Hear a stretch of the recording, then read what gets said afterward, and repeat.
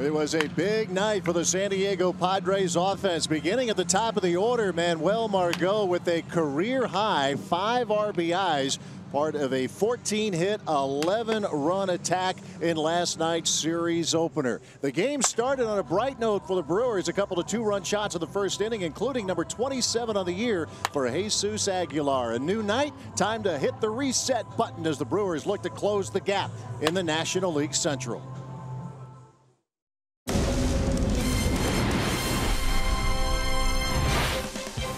It is a new night and time for the Brewers to even this series with the Padres at Miller Park. Another beautiful night for baseball. Another good crowd making its way into the ballpark as the pennant race continues for the Milwaukee Brewers. It's a rebuilding San Diego Padres team. Brett Kennedy becomes the 12th Padre this season, making his major league debut. Yoeli Chacin, he's put together a very good year, but his last outing was, to say the least, a rough one against the Dodgers in Los Angeles. Looking to get things back on track here tonight in Milwaukee. Good evening from Miller Park. Alongside Bill Schroeder, I'm Matt LePay. We'll hear from Dario Melendez in just a couple of minutes. Well, Yoeli Chacin has put together a very good year. Signed the 2-year contract, already a 10-game winner, but looking for a little bounce back. It was a rugged one last Thursday in L.A. Yeah, he's still one of the most consistent guys the Brewers have had. The Brewers are 16-8 when Chacin takes them out. And he's had a couple of blow-up starts this year, including his last time out against the Dodgers. Really wasn't able to command that curveball too well. I mean, location with everything wasn't all that great. 4 walks against the Dodgers, 5 all of July. That was the big difference. But when he's got that curveball working, Matty, he is outstanding. The fastball, he shapes very well inside, outside. So I would imagine that curveball is going to give this young Padre offense some fits today if he has a good one. All right, he was a Padre last year, looking to beat him here tonight. Mike Moustakas ready to play game number 11 as a Brewer. Standout defense, and the bat's heating up as well. Dario Melendez has more on Moose coming up. Milwaukee Brewers baseball on Fox Sports Wisconsin is brought to you by QP and Abraham. Voted best, rated best. QP and Abraham, tell them you mean business. By Miller Lite, great taste and only 96 calories. And by Menards, save big money at Menards on all your home improvement needs.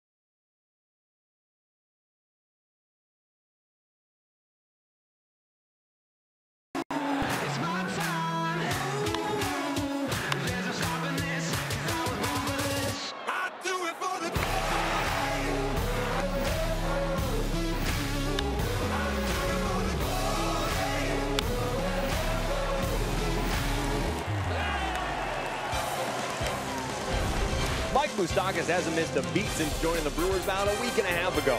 In 10 games with the Crew, he's batting .250 with 6 RBI and 2 home runs, while defensively, he is playing a Gold Glove caliber third base, committing 0 errors thus far with the Brewers. Dario Melendez with you as we get you set for Game 2 between the Brewers and Padres here at Miller Park. Now, I spoke with hitting coach Jason Lane before today's game and asked him if he was surprised how easy it seems Mike Moustakas has made the transition to his new ball club. And he told me, quite frankly, not really, because this is what he expects from a veteran like Moustakas with all the playoff experience he has to come in and contribute right away to a team with playoff aspirations like the Brewers have.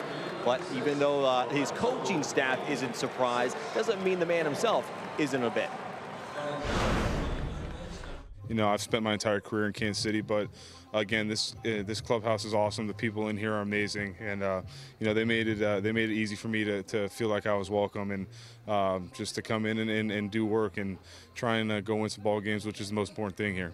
He's come in and he's, you know, I think the best defensively. He's been absolutely incredible so far. He's done a really nice job, and then the last couple of days here at home, the bats this really started to pick it up. Up next, it's Brewers baseball. Jhoulys Chacín looking to bounce back after arguably the worst outing of his career. How he can get that done in Game 2 and even this series at 1 game apiece.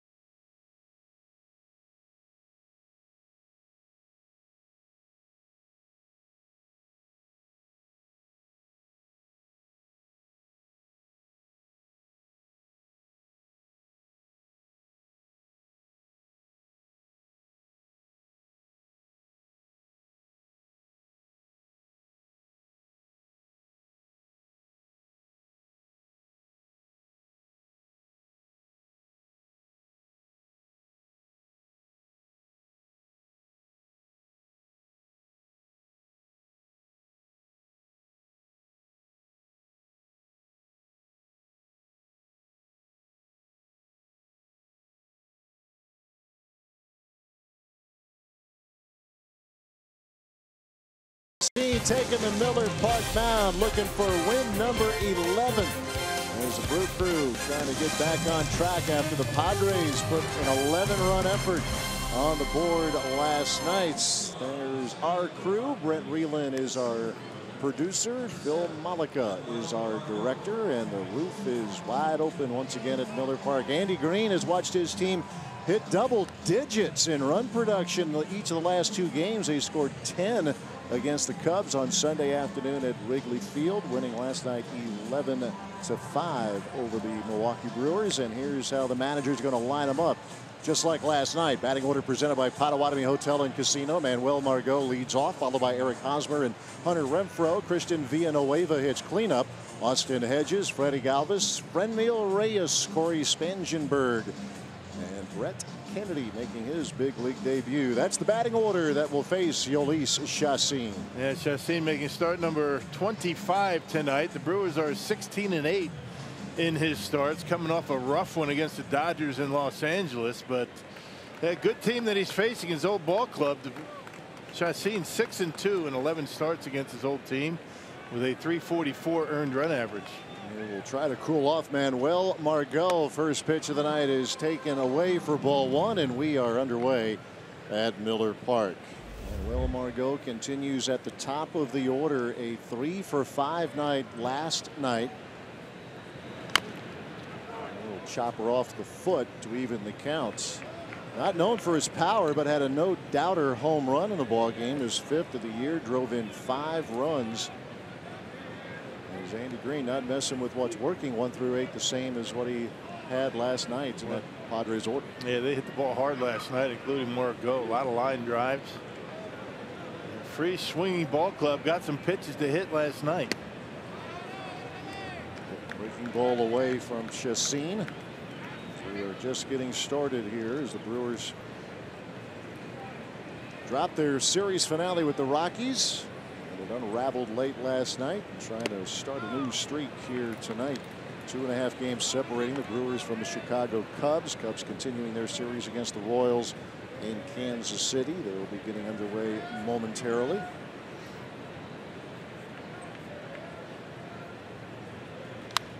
And full count to the leadoff hitter, Manuel Margot. Yes, he needs to get that curveball working. The curveball, the splitter.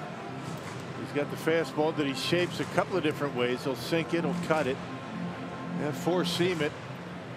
But it's all about the command. He walked 4 his last time out, and in the entire month of July, he only walked 5.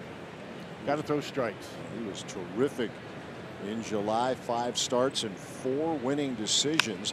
And Margot sends one into left center field, and on the run is Christian Yelich for the first out of the night. Well, let's check out the Brewers defensively here tonight. You got Christian Yelich. You just saw him. Kane Thames in the outfield. Got Moustakas and Arcia, Orlando Arcia, out at shortstop. Just seen a ground ball pitcher. That's why he's out there. Travis Shaw at second. Aguilar at first. And Eric Kratz behind home plate. The veteran Eric Kratz handling things back there tonight as Eric Hosmer steps to the plate. Everybody in the Padres lineup except for Freddie Galvis had at least 1 hit last night, including Hosmer, who was 1 for 5. And a bouncing ball over to Jesus Aguilar. 2 up, 2 down in the first.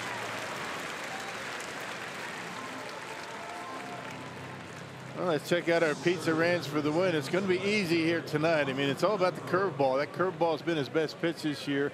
Didn't really have a good one against the Dodgers. Got to have command of it. Get it in the strike zone. And, you know, for Brett Kennedy, got to get him early, making his major league debut. Get him on his heels in the first inning.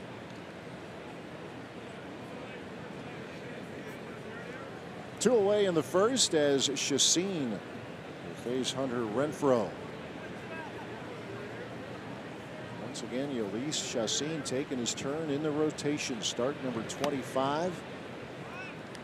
His first start as a Brewer came against these Padres in San Diego. It was very choppy on that day. Brewers came back to win 8-6. First couple 3 starts we've talked about a lot. Shaky, but got a lot better after that. And he has a nice start here tonight as Renfroe skies to Eric Thames. 3 up, 3 down for the Padres. Brewers coming up. Another debut for San Diego.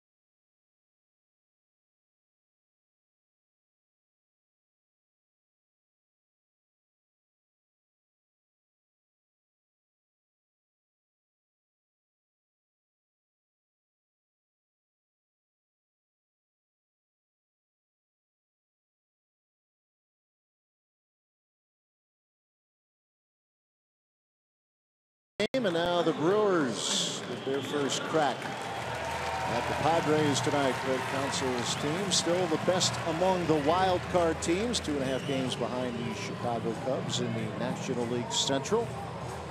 Let's check out the lineup for the Brewers, presented by Potawatomi. Christian Yelich and Lorenzo Cain switching spots in the batting order. Yelich, Cain, Moustakas, Aguilar, Shaw, Thames, Kratz, Arcia, and Chacin. That's the order, facing Brett Kennedy making his big league debut. Yeah, the 4th different major league debut for a starting pitcher for the Padres this year. 12th pitcher overall to make their debut. What kind of numbers did he have in the minor leagues? Wow, 10-0 in 16 starts, good earned run average, nearly a strikeout per innings pitched. Incredible stuff by this young man in the minor leagues this year. Yes, you know, the record obviously will catch your attention, but that low ERA, the Pacific Coast League known to be very hitter friendly, and kept hitters very much in check. Turned 24 years old 4 days ago. Christian Yelich, a swing and a miss. He doesn't throw very hard. I mean, he's going to throw 91, 92. He'll throw a changeup and a slider. My guess is he's got something a little funky in his delivery, a lot like Freddie Peralta. 1-2 pitch to Yelich. You look at numbers like that down in the minor leagues, you're thinking this guy must be a hard thrower, you know, 97, 98, but far from it. You know, 6 feet, 200 pounds. Pomona, New Jersey. The pitch to Yelich is bounced over to Corey Spangenberg. And there is the first out here in the bottom of inning number 1. You may hear a couple extra cheers for the visiting pitcher. The New Jersey native went to Atlantic City High School. We got the call over the weekend. He let the family know, and he's got family and friends here at the ballpark. Not unlike different set of circumstances, but when Freddie Peralta made his big league debut, they thought they were going to watch him pitch for the Sky Sox. It turned into something even better. You know, we were down in Nelly's Corner for the pregame show, and there was a bunch of them up there heckling us, saying that this guy was going to do a number on the Brew Crew tonight. So an aggressive, rowdy crowd that's following him around. Wow, trash talking. Yeah, the Brewers live, right? Major league debut. Okay. Did Craig have to hold you back? You're ready to have at it. I gave him a thumbs up. I couldn't hear him. Here's Lorenzo Cain, shoots one down the line, a foul ball.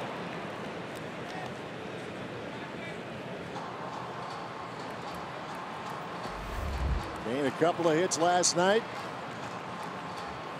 See the batting average and the OPS, on base percentage at .390. To be excellent at getting on any way he can. 2-strike pitch. Even when he doesn't get hits, he seems like he's able to get on base. Helps you in a lot of ways, does Cain. One of the best defensive center fielders, maybe the best in all of baseball, and he shoots one through and into right field, a base hit. And does that as well as anybody, getting on top of that ball, grounding it into right field, particularly with 2 strikes. Has a knack for getting on base, does Lorenzo Cain, and he will steal a base as well. Fastball up out over the plate and just drives it into right field. Vintage Cain. He's one of those guys that's up there not trying to hit the ball out of the ballpark. It's been a while since he's gone deep. That's okay with him. He's a table setter. Trying to set something up here for Mike Moustakas. He homered last night in the first inning. His second as a Brewer, his second home run in as many games. He and Aguilar each with a 2-run blast in the first inning last night.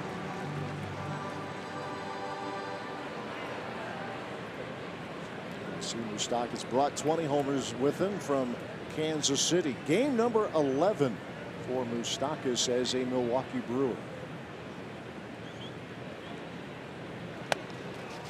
Snap throw down to first. Yeah, he likes to throw the baseball. Good throwing catcher, good fundamentally behind home plate. Don't venture off too far. He'll pick you off.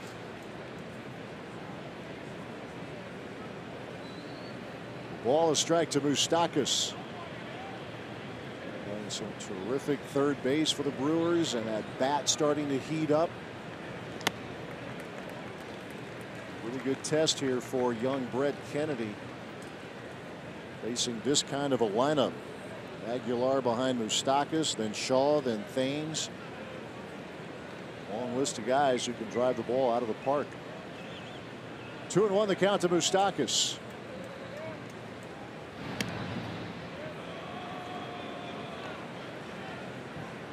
Lorenzo with 19 steals in 23 attempts. Career high 28 stolen bases. Yeah, well, this lineup, the way it's shaped up, you don't expect the Brewers to take too many chances on the bags with all the home run power they have. Moustakas in the air, left field. That's going to go into no man's land, a fair ball, and on his way to third is Lorenzo Cain. Look at the read on Cain. He knew right away. I mean, he was almost at second base by the time that ball hit. Moustakas just dumps one down the left field line. He got jammed. And Freddie Galvis not able to get there. Lorenzo read it well and is able to get to third base. Yep, 93 on the fastball. Watch it. It hits the line down the left field line. Yep, read that one right off the bat.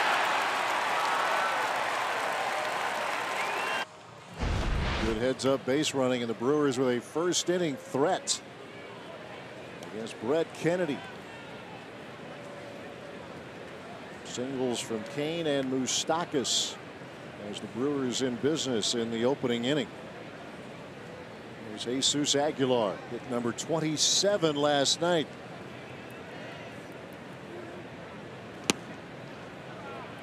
Game started in a great way for the Brewers as 2-run homers from Aguilar and Moustakas, and the offense was held in check the rest of the way. Only a Moustakas sac fly so the Brewers could muster up the rest of the ball game.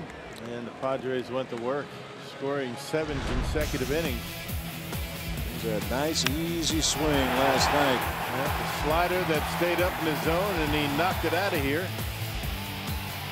4-0 before, the fans, pretty much all the fans were sitting down, but that was it for the Brewers offense. Powerball home run count, 27 bombs now for Aguilar. 1-1 pitch. Wave and a miss. Slider 1-2 the count. Matt Carpenter leads the way in the National League. Nolan Arenado. Aguilar tied with Bryce Harper. A ball, 2 strikes.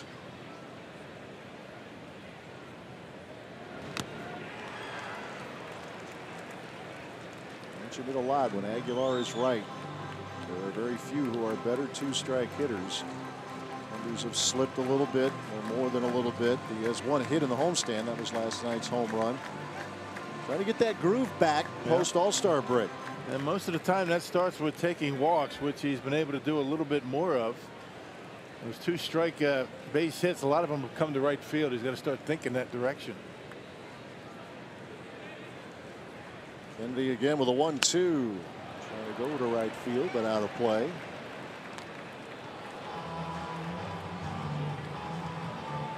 Well, as a pretty good athlete is Kennedy at the Fordham College. Helped that team perform well in the A-10. He's worked his way up the ladder. We showed you his statistics at AAA El Paso. Just lights out good. 10 decisions, all were winning decisions.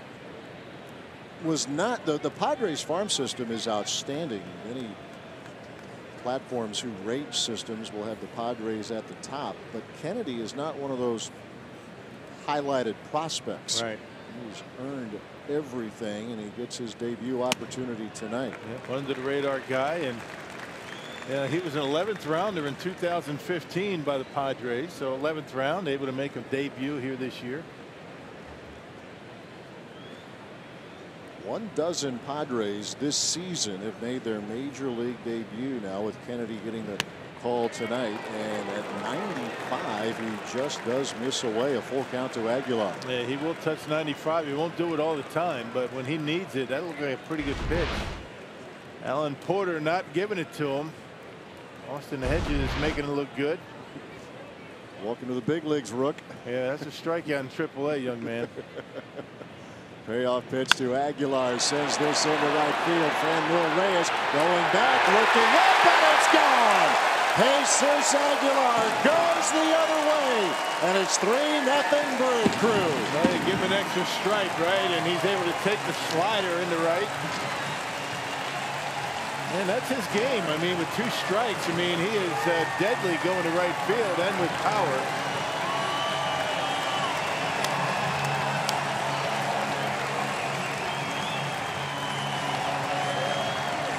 He's getting hot again. Look out. And just incredible, just a flick of the wrist, and that ball just jumps off the bat. Knocks it out of here to right. Wait for it.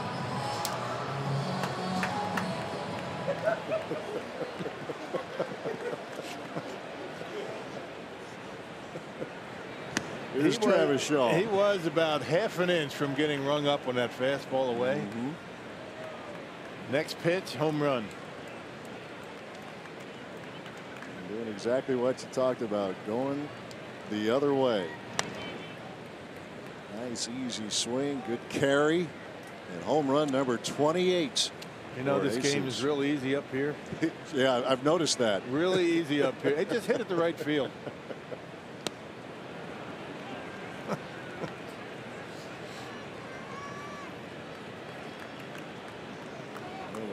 For the All-Star break, first half of the season, Jesus Aguilar made it seem awfully easy. The numbers that he was putting up, impossible to sustain, or at least impossible to expect to sustain that kind of pace. So, okay, he struggled coming out of the All-Star break, but it's starting to come back around. Yeah.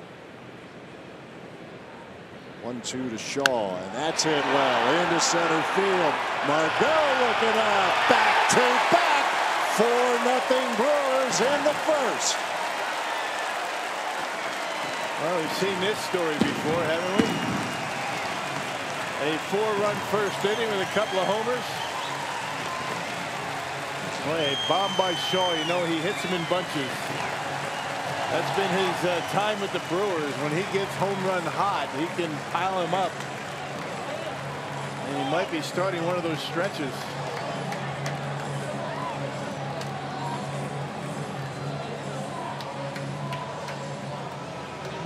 The more low-key Travis Shaw, and an early mound visit as Brett Kennedy is getting a rude welcome to the big leagues. Yep, fastball down, forget it. You don't want a fastball down to Travis Shaw, and that's what happens. Takes that one out to center field off the batter's eye. 4-0 Brewers. A 4-hit, 4-run first inning so far. Only 1 out.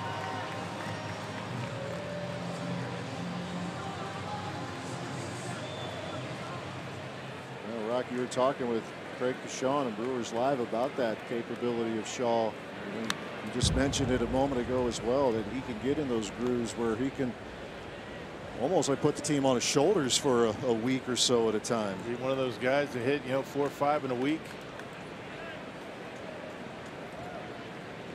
Here is Eric Thames. And he hits one deep into right center field. It's back to back to back. Eric Thames goes deep, and the Brewers going to work in the opening inning.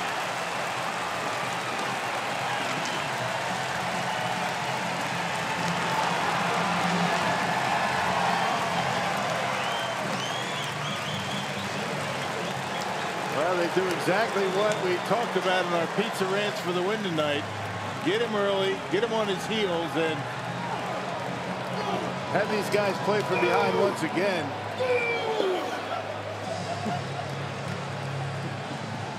You didn't think that was going to be a mellow gauntlet, did you, with Thames?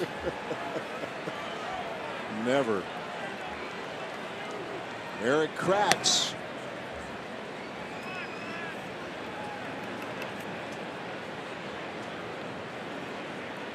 Eric Thames, who walked it off on Friday nights, goes deep in the first. The last 3 Brewers have left the yard off Brett Kennedy. Mentioned all the Padres making their debut. Rock mentioned a moment ago that tonight Kennedy becomes the 4th starting pitcher to make his debut for the Padres. The first 3 had a combined ERA of more than 10. And the first inning pounding continues as Kratz goes back up the middle. Just getting a lot of the plate. And Kratz able to single up the middle. You see Andy Green wants his catcher Hedges to go out and have a chat with his young starter. Well, the bullpen is stirring already here for the Padres.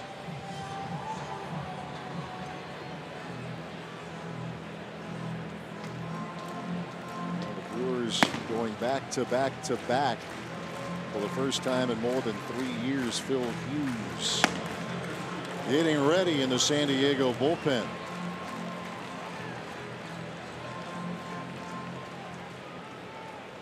Kennedy got Yelich to ground to second. Kane and Moustakas singled. Aguilar, Shaw, and Thames have homered. Kratz has singled, and here's Orlando Arcia. And Arcia sends one into left center field. That's down a base hit. Kratz to second. And it continues for the Brewers with still just 1 out. Yeah, and Arcia's starting to swing the bat much better. He got a big hit on Sunday against Colorado in the 9th inning. Got a big double, and now on a slider up in the strike zone, he's able to single into left. Boy, that guy could start swinging the bat. Look out. Man, watch this slider. It just kind of spins up there. Doesn't do anything. And Orlando Arcia able to hammer it out there into left field. A nice, easy swing. Yoeli Chacin showing bunts and pulling back and taking a strike at the knees. Chacin has demonstrated an ability to hit this season. He has 8 hits.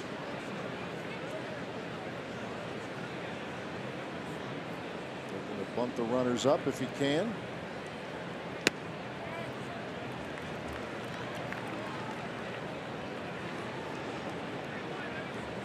Last night, Chase Anderson spotted a 4-0 lead.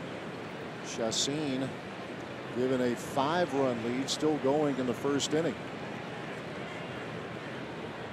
Clayton Richard getting roughed up in the first, but then he settled in. Turned it over to the bullpen while the bats went to work.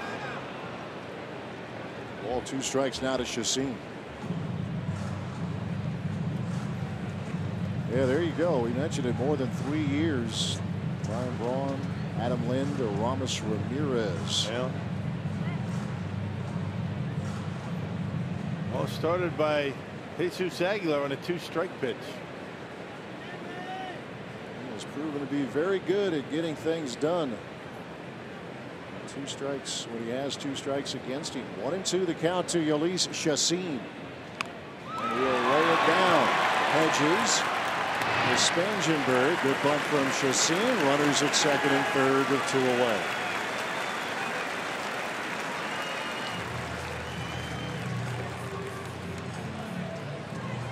The Brewers batting around here in this opening inning. Aguilar with number 28. Now 82 RBIs.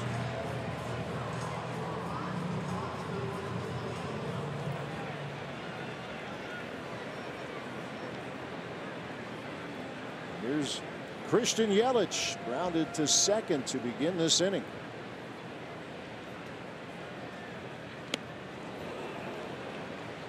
Yelich had an 0 for last night. He hasn't had many of those at all the last few weeks. He has hit safely in 24 of his last 27 games.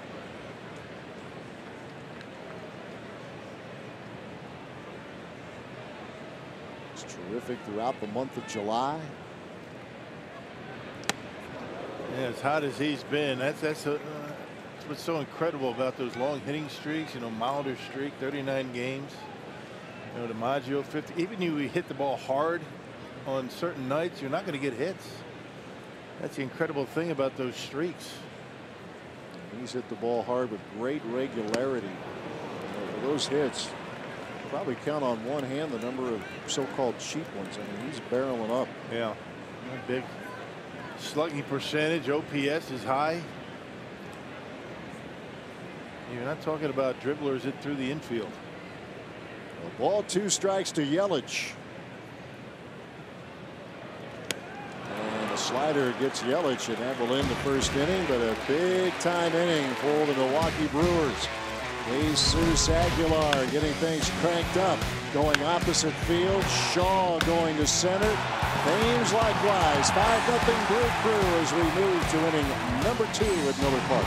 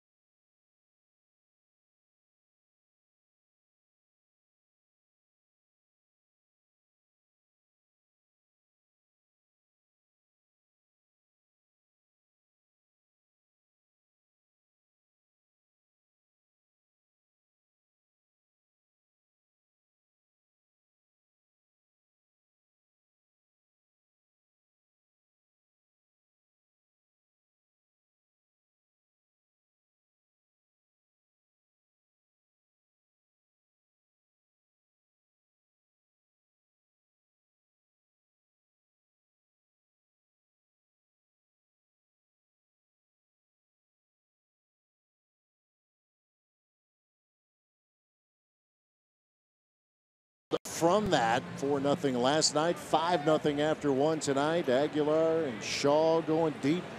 Likewise, Eric Thames off Brett Kennedy as his first big league inning was a rough one. Let's see if they can keep it on him here as we move to the top half of inning number 2.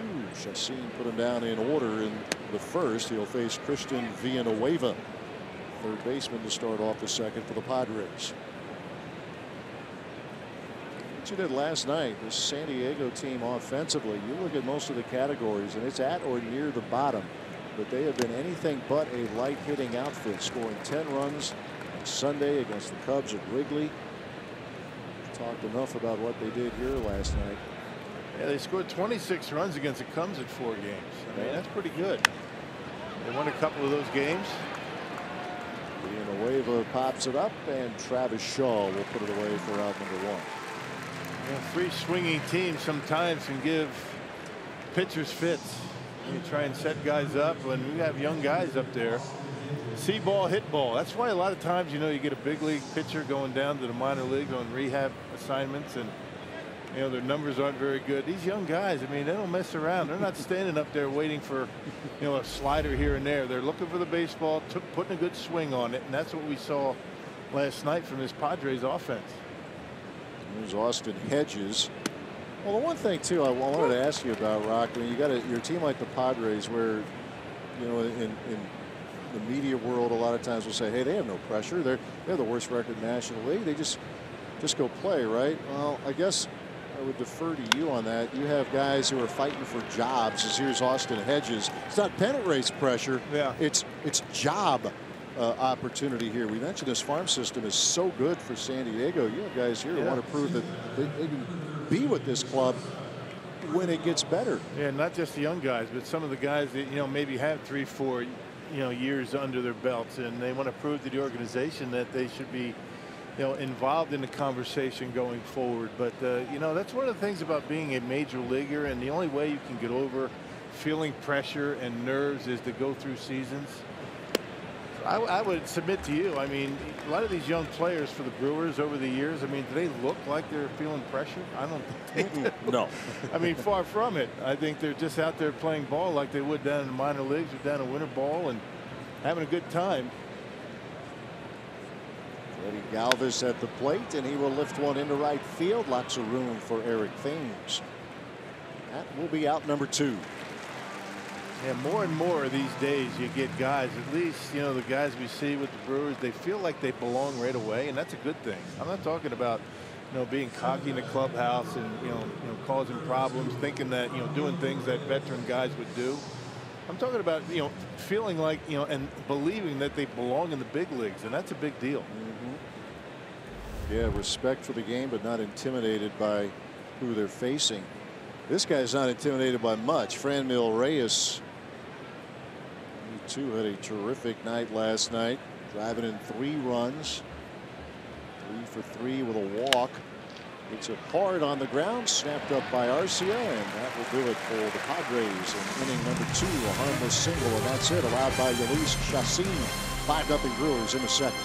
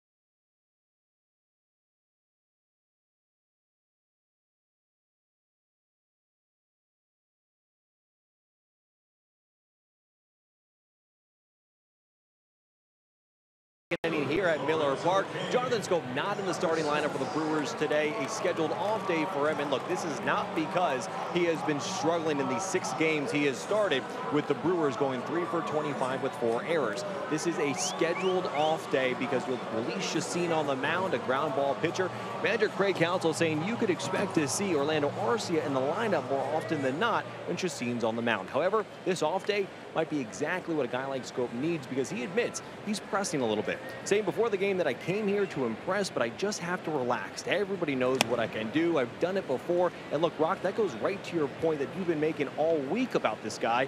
Yes, he is struggling, but this is a former All-Star coming off a heck of a July. And when you look at the back of his baseball card and his numbers, he's going to produce. It's just a matter of time. Yep, the media guy doesn't lie. And down at the Scope, he's going to get it going. And understand, he's going through something he's never been through. He's been with one organization his entire career. Now all of a sudden, you know, traded over to Milwaukee, something different for him, and I would imagine it's not going to take him long to get into the groove. He's a good big leaguer. He's going to help. Just got to, you know, give him some time. Lorenzo Cain leading off the second inning. A slow roller to Galvis. No chance. Infield single for Lorenzo Cain. The art of making contact. That's what Lorenzo Cain's all about. And instead of taking the big swing, trying to hit the ball out of the ballpark, they put the ball in play, little ground ball, and there he is. He's at first base once again. That's how you get that on-base percentage up. I'm not sure why Villanueva gave up on it. I thought he was the only one that had a shot. Yeah, no chance for Galvis there as Kane with his second hit already tonight.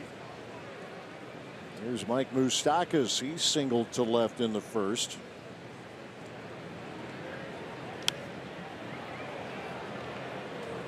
Seven straight hits for the Brewers in the first inning, including back-to-back-to-back home runs. They were sandwiched in between singles from Kane, Moustakas, Kratz, and Arcia. Just about everybody got in the act in the first inning off Brett Kennedy.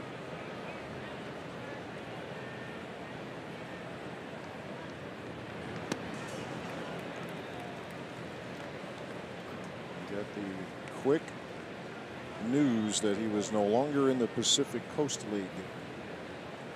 As the Brewers have worked him over at least in the first. Now we'll see if they can follow that up, something they did not do last night against Clayton Richard.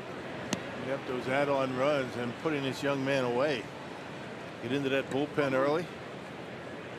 Clayton Richard, last night's starter, was able to rebound nicely. He ended up with a pretty good outing after the first inning. He gave Andy Green 5 innings, turned it over to the bullpen. A ball, 2 strikes to Moustakas.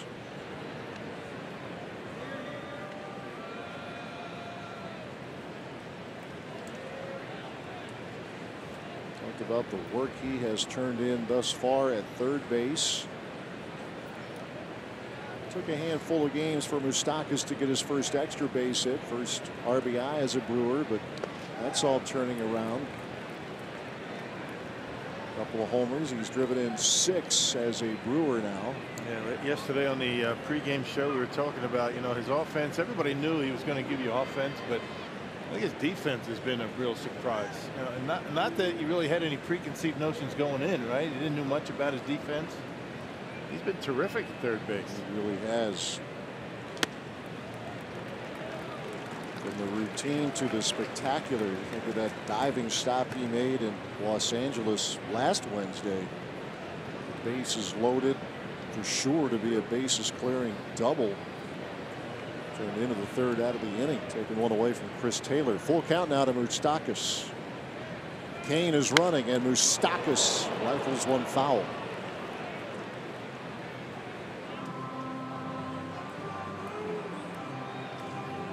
Looking to step on the gas here and see if they can get into that bullpen very, very quickly here tonight.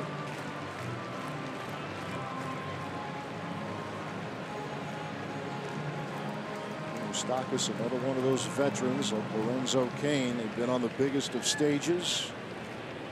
World Series champion.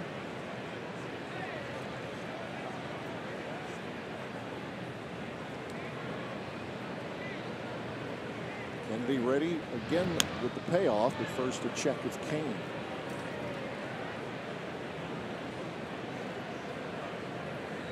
A couple of former Royals teammates over there at first. Kane and Hosmer.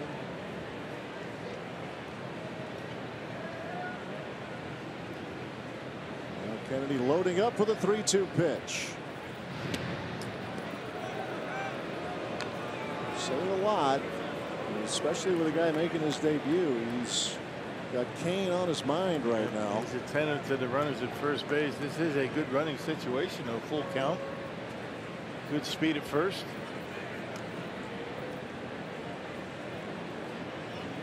Lead off infield single for Lorenzo Cain. There's a good lead. He's on the run again. A swing and a miss, and the throw down is not in time. Moustakas a strikeout victim. Kane steals second.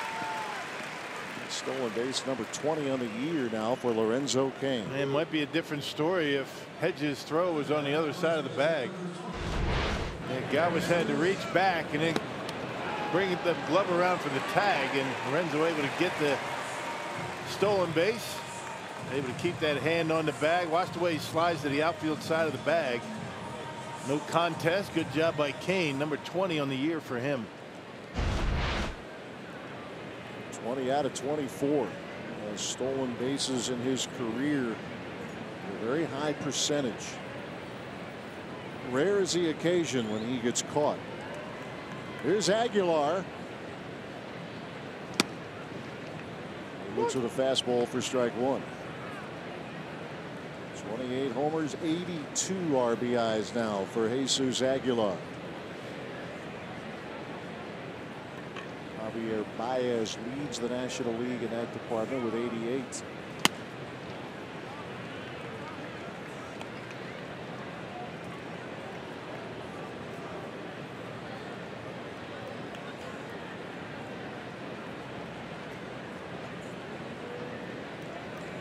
Five-run first, looking for more here in the second. And a slider for strike two.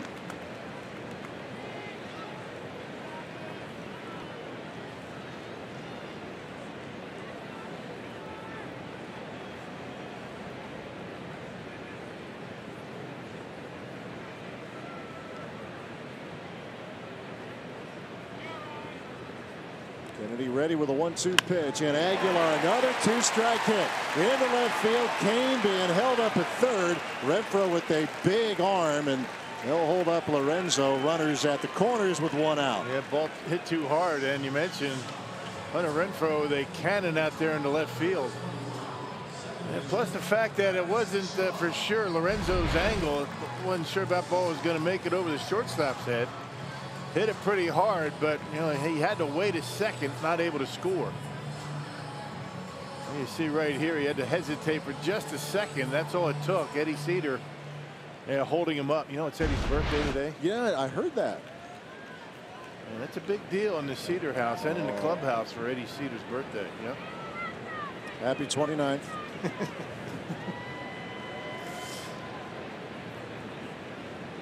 Big day for Eddie. Keep him busy over there. Here's Travis Shaw. Shaw hit number 23 in the first inning.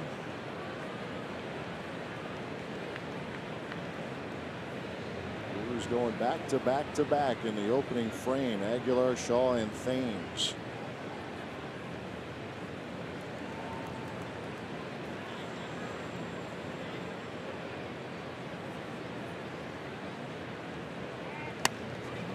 Snap throw down the third. Getting back there is Kane, as again we are seeing Hedges not hesitate. Yeah, he likes that throwing arm, doesn't he? Sure does.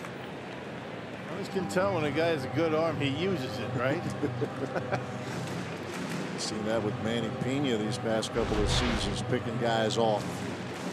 Good pitch to throw on up and in, and Kane has to get down, able to get back.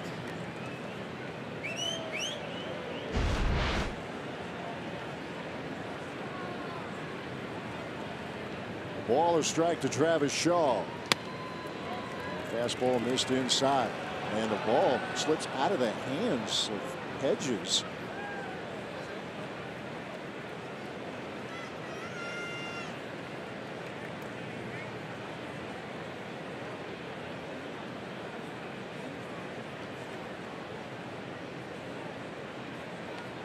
Jesus Aguilar just as surprised as anybody. Hit Shaw's bat. Yep, there you go. there you go. Yep, he's in the batter's box. And The look on Shaw's face. What was that? 2 balls, 1 strike.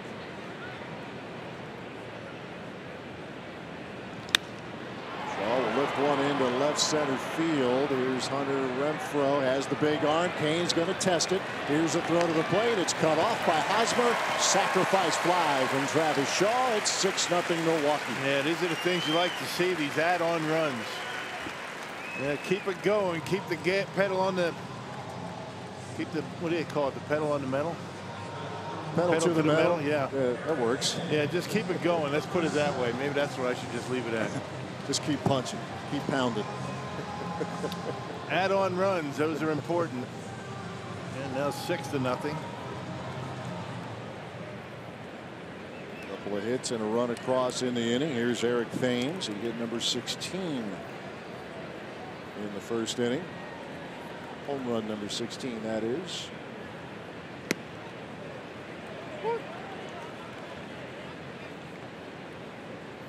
You get to see the personalities of these guys in a home run gauntlet. Thames being Thames, Aguilar with his his routine. Shaw, much more understated most of the time. They've personalized it, haven't they? They have. Yeah. Each has his own. It kind of goes back to what you were talking about a little while ago with this team. They have fun. You know, when it's time to go, you go hard, but it is a game. Baines goes down swinging. So Brett Kennedy, after a real tough first, gives up another run in the second. It's now 6-0 Milwaukee after 2.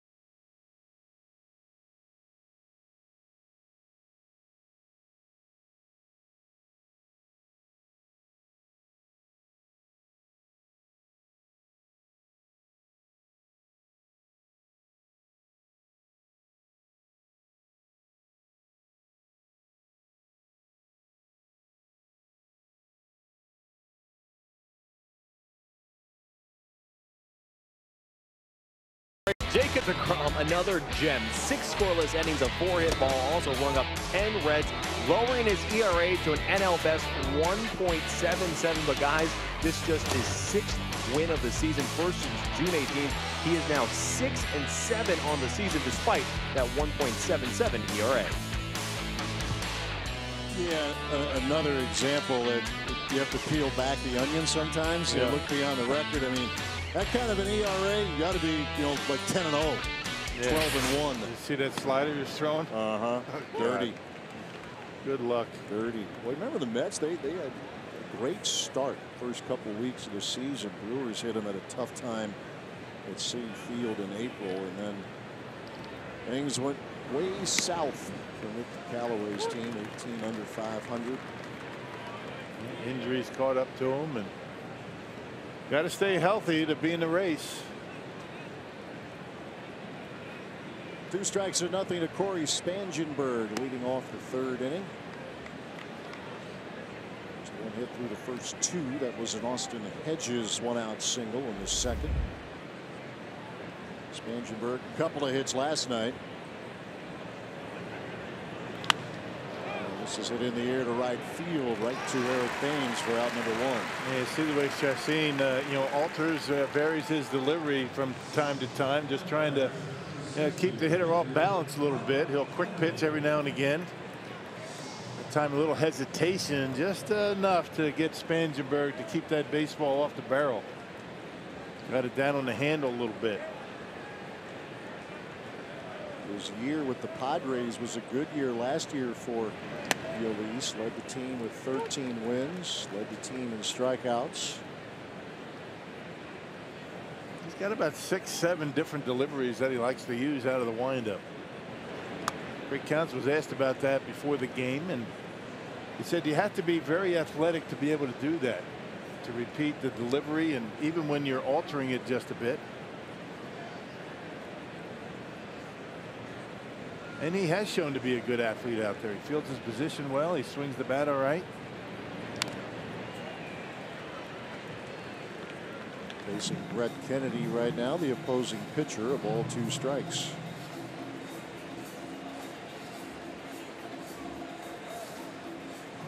First major league at bat for the 24-year-old.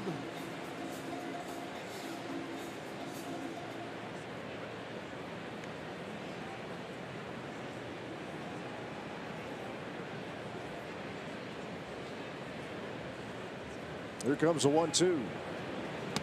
That is strike 3 call. Got him on a breaking ball for out number 2. Yeah, front doored him.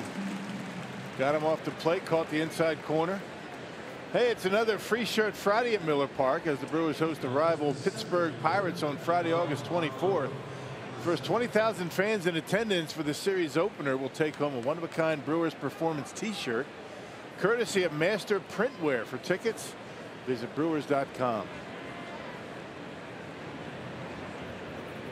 2 away, base is empty for for Manuel Margot. Fly ball to left in the first inning.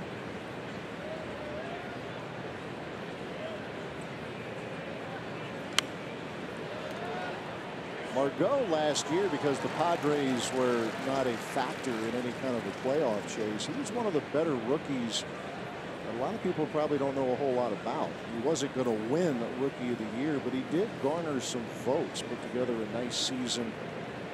Very highly regarded in the organization, was the club's top prospect last year.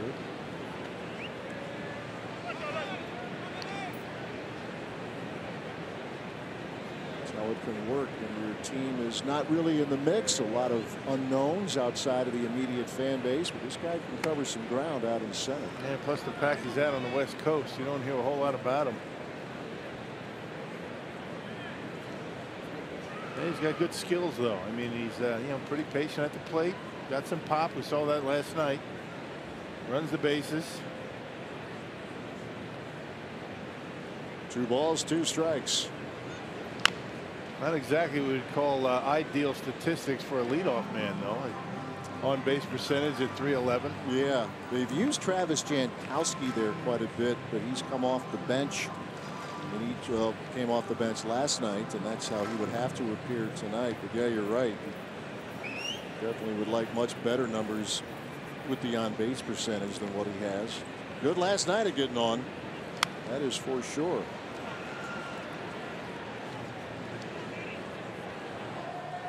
But they were all hits, right? Yeah. Single, home run. Then he hit that ball over Yelich's head. Now I had that down as a triple. Was that a triple or an error? It was a trip. Yep, it was a triple. Not sure if they changed that or not.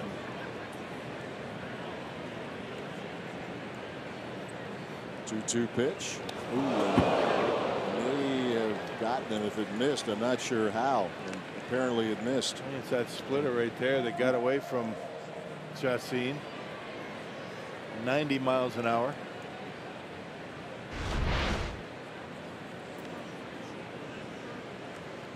Man, not sure how it missed him. That was up there too.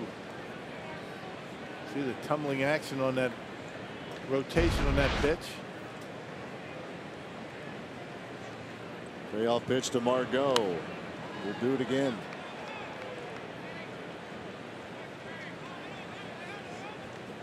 "23 years old, from the Dominican Republic. Was originally a Red Sox signee.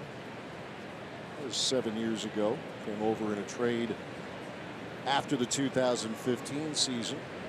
It's part of that Craig Kimbrell trade, as a matter of fact. Payoff pitch in the air to left field. Yelich drifting back. And it's a 1-2-3 inning for Yelich Chacin. Up and down go the Padres. 6-0 Brewers in the third.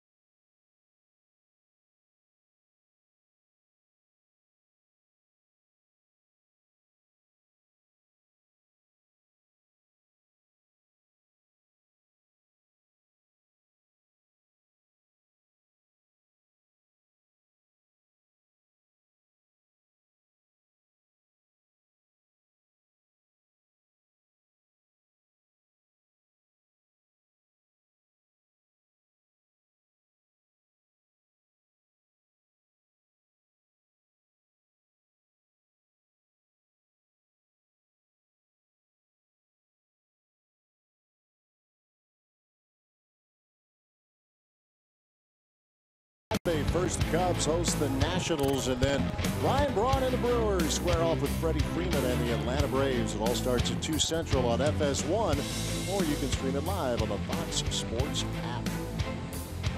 Yet another big series. Brewers with a couple of games left in the homestand here. As you look at the wild card race, the Brewers the best of the bunch. You got a whole bunch of teams battling for 2 spots. And a whole bunch of games left. You're right. And tonight, game number 117 for the Brewers.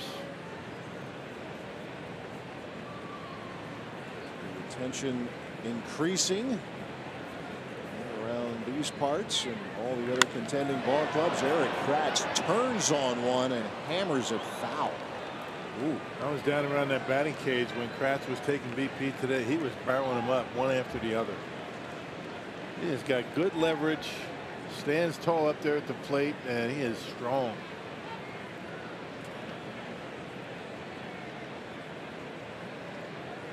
Two-strike pitch. That's a first inning single. Which Kratz started red hot as a Brewer, had the slump. It's all part of the season, right? And then he got hot again. He was swinging the bat pretty good. Ebbs and flows, ups and downs. Got to deal with it. Kennedy with the 1-2, and Kratz with a liner. That was snagged by Spangenberg for out number 1.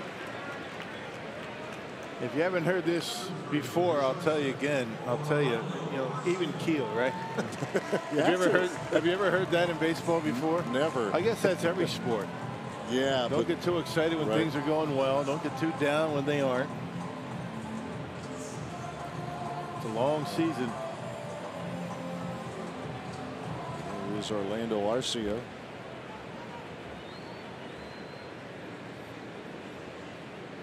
I was talking to one of the Wisconsin assistant football coaches about that a couple of days ago. He's a big baseball fan, so he's asking a lot of questions about the Brewers, and he said, yeah, it's a little bit different. We have a week, and you turn the page, you get back on the practice field, but here you got to turn the page right away. And it kind of, again, it goes back to what you were talking about, Rock, a little while ago with this ball club. We could say it last year, and I think we could say it this season. You could stand around the batting cage or walk into the clubhouse and really not know, did they win in a walk-off? Did they lose in a lopsided game? You really don't know day to day. They just move forward either way. That's the way you have to play this game. One day you can't allow to move into the next, good or bad. 2-pitch to Arcia back up the middle, and that continues to be a good sign for Arcia, who is now 2 for 2 tonight. Well, nothing like confidence, and Arcia needs to get some. He needs to get some success, needs to find some base hits, which he's been able to do. He's had 3 hits in his last 2 games. Fastball up and away, goes right with it, didn't pull off it. You see that front foot down before he starts his swing. That's something that he's been working on. Chassin, a sac bunt in the first and a sac bunt here in the third as Arcia moves to second. Out number 2.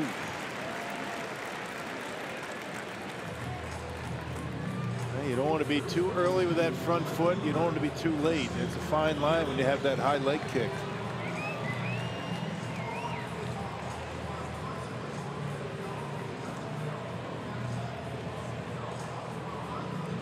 Balance right now, Orlando Arcia.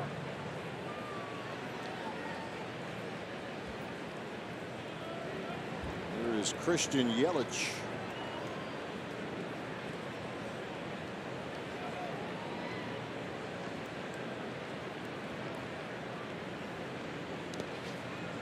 That bounces up there. It gets away from Hedges. That's easy money for Arcia.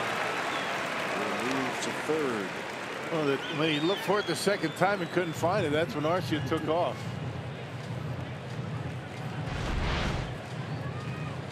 That slider down in the dirt. Hedges keeps it close. Couldn't square that shoulder. Doesn't know where it is, and Arcia able to get to third. Dancing on the wild pitch. 1-0 the count to Christian Yelich. Rips one foul. steady diet of sliders to Christian Yelich tonight. And that pitch is in the low 80s. It is the one hitter that Brett Kennedy has handled. That Yelich to ground to second, and he struck out both in the first inning. Break even pitch goes to the Heat.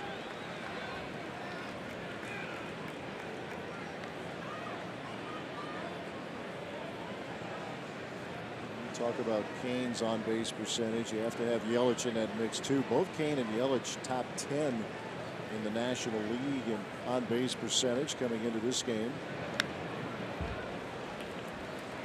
Yelich with more than a little bit of pop as well. 17 homers. He's driven in 59.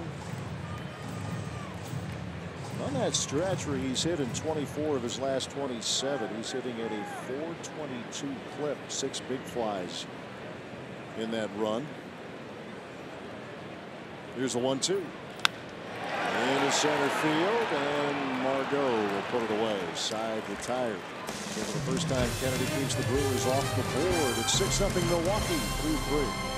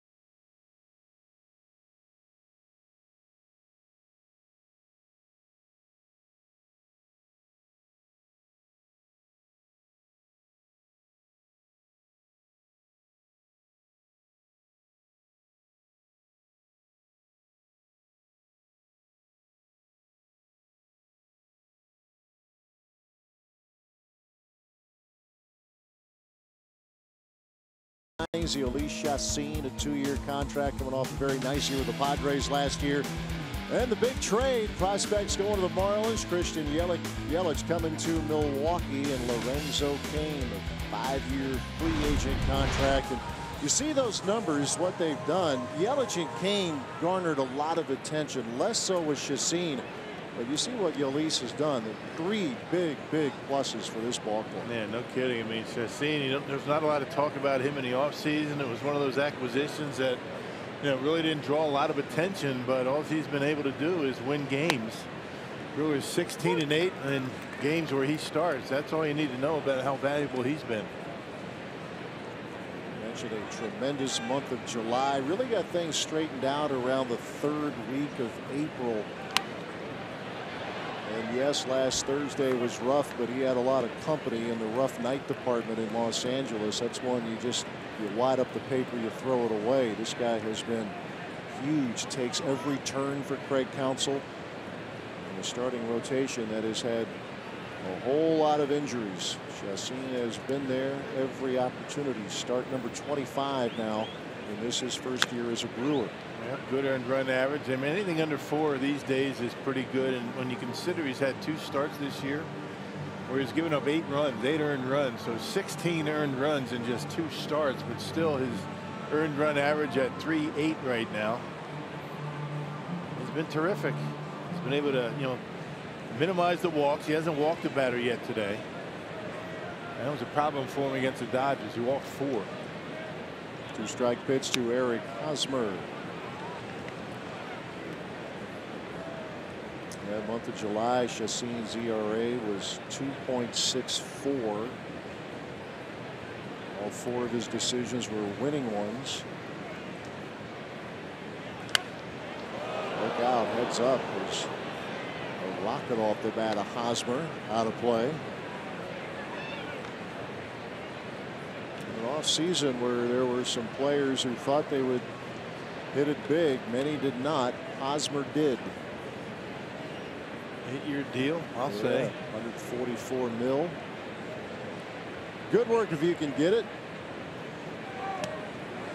Tried the back door and just did miss. Alan Porter has been stingy on those corners tonight. Won the favor of the Brewers in the first inning with Aguilar. They took full advantage. Opposite field homer after very nearly getting rung up.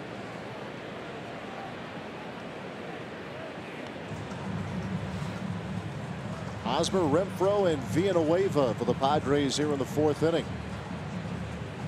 Mentioned those big numbers in terms of the contract for Hosmer, but big time player, 4-time Gold Glover, everyday player, consistent his last 3 years, driving in on average nearly 100 runs in that span. Here's the 2-2 pitch. He's got his World Series victory. He's won a World Series, been in 2. Got the big payday to go to San Diego, which is not a bad place to hang out for 8 years. No, that's pretty good. And I think it's expensive, but at 144 million, you got a chance to live comfortably. You can get by. Yeah, you know, you can get by with that.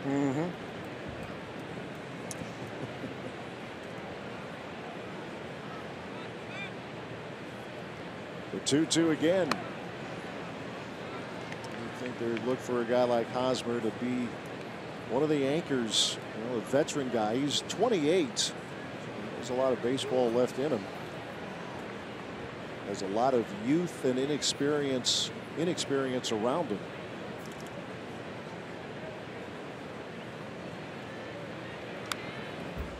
He's extending this at bat against Chassin. Yeah, hanging in there. He and A.J. Ellis, I would imagine, 2 guys that the Padres count on for leadership and teach these young guys how to play, how to act. And both of them buy into that. And some don't.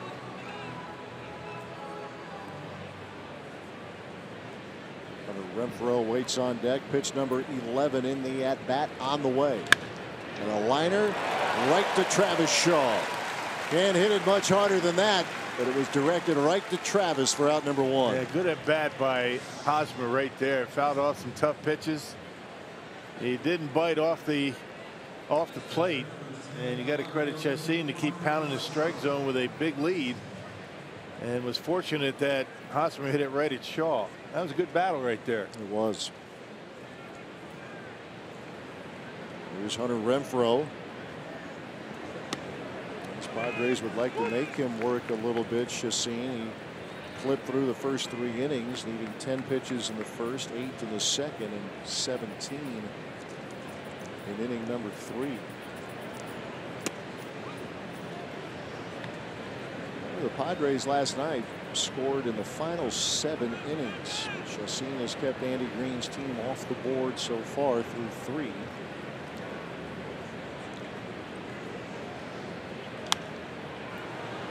Unusual last night. Not only 7 consecutive innings, the Padres putting runs on the board, but every pitcher that the Brewers used last night gave up a run.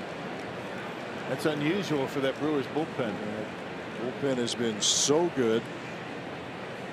Padres went to work. Franmil Reyes had a big double off Josh Hader in the 7th inning last night. You remember that game was tied at 5 going into the 7th. But even Josh Hader can have an off night on the mound. He hasn't had many, though. Very few and far between. Renfroe sends one to Moustakas for out number 2. A good curveball and a 2-2 count. Had him out in front. Hey, celebrate Lorenzo Cain's all-star season by picking up a bobblehead in his likeness. Giving it all fans at the Brewers series finale against the Pirates on Sunday, August 26th. That's courtesy of WTMJ Radio. To book your seats, visit Brewers.com. Another good look. Just picture that back leg, back leg swing, sending one out of the ballpark, which he did fairly frequently in the first month of the season. You mentioned the long ball hasn't been there, but everything else has. I wonder if the bobblehead is going to have dirt all over it. It should. It should. It doesn't take him long to get dirty.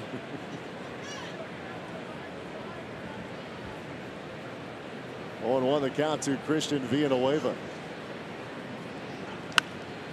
A high fly ball. Eric Thames is there.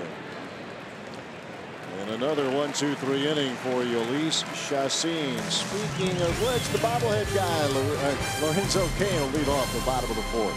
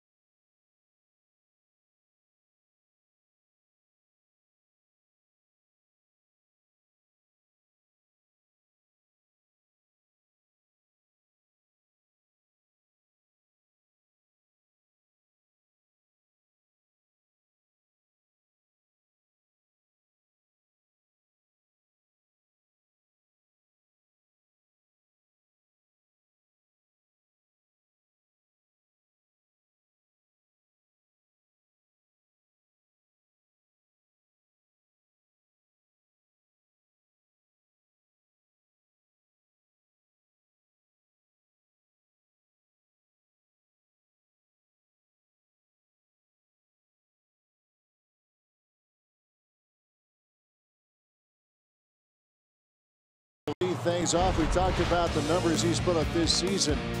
Kind of likes playing against the Padres. Rock, his first series as a Brewer, he went to work at Petco Park, doing the same here. And again, I mean, you knew right away that he was going to have a big impact. Even before the first game of the season, you knew that Lorenzo Cain, Christian Yelich are going to be kind of the straws that stirred the drink. And that's certainly been the case. Top of the order, these guys have been on base all the time. Cain's night at the plate, presented by Blaze Pizza. A first inning single, a second inning infield single. And the infectious smile by Lorenzo Cain. That's fun out there. Love it.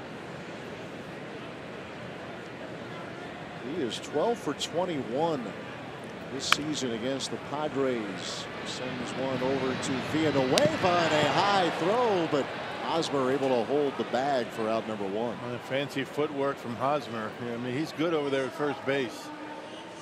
Yeah, didn't panic on a high throw. Step in foul ground. You keep the foot on the bag. You give that ball a little chance to drop a little bit more. Being away with that good throwing arm, but let that one get away. No problem for Hosmer. And you love the way Lorenzo Cain always runs hard down the line, even on routine ground balls. He really does. It's gotten him a couple of base hits. Kind of hustle all the time. What?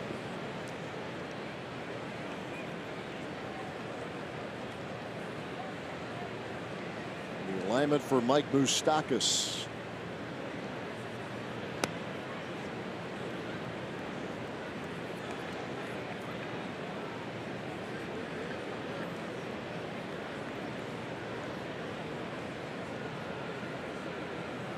One pitch on the way. In the air, shallow left center field, long run, and it's going to drop.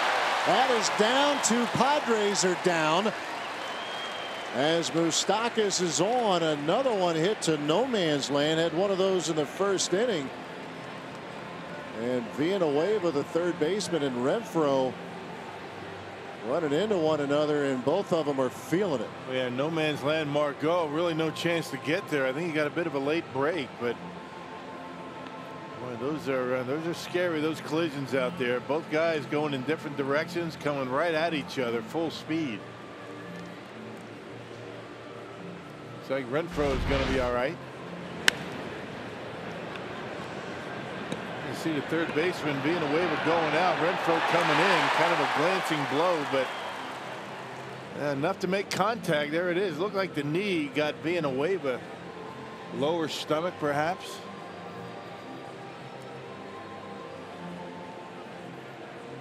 Yeah, fortunate that wasn't worse. Yeah, Renfroe is up. Villanueva, you see they're still taking a look at him.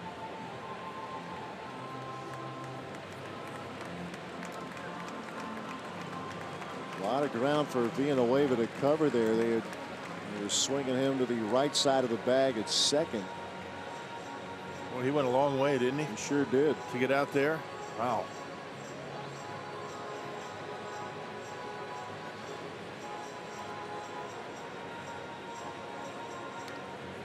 Another one of those rookies on this ball club for the Padres. He was a September call-up last year, was Christian Villanueva, and he leads his team in home runs. Until he doesn't hit many. Looks like he did something to the wrist. He's kind of moving it around that right wrist. I think they want him to take a couple of throws just to make sure he's right.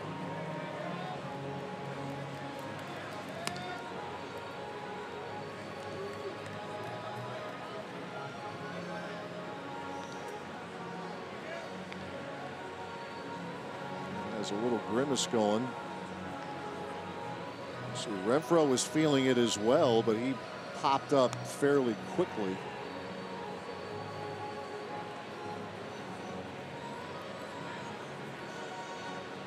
Explaining it there to Freddie Galvis, looked like it may have just rolled up on him a little bit. In the meantime, 1 out, 1 on. Second hit for Mike Moustakas. The thing about those shifts, I mean, you have guys coming from all different directions, and a lot of times you don't know where they're starting and where they end up, and that's when the collisions occur. There's Aguilar. You see his night off to a terrific start.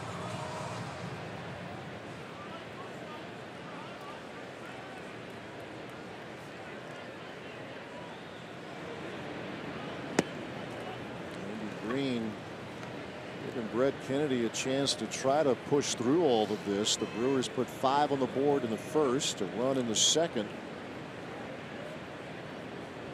That's where this club is, making his debut in the big leagues. Brett Kennedy.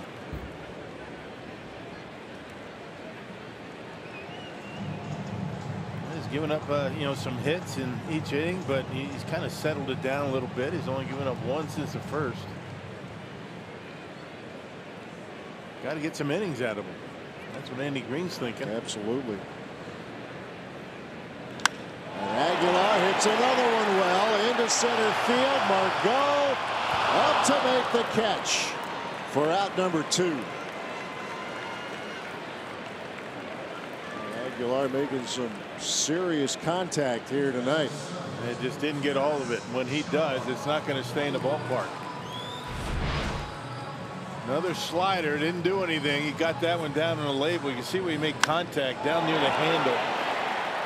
Jammed himself just a little bit, but still able to hit it pretty far out there. Margot never taken his eye off of it, knows exactly where he is, and makes the catch easily out there in center field. 2 men out with Moustakas, the runner at first, for Travis Shaw. Slider in there for strike 1.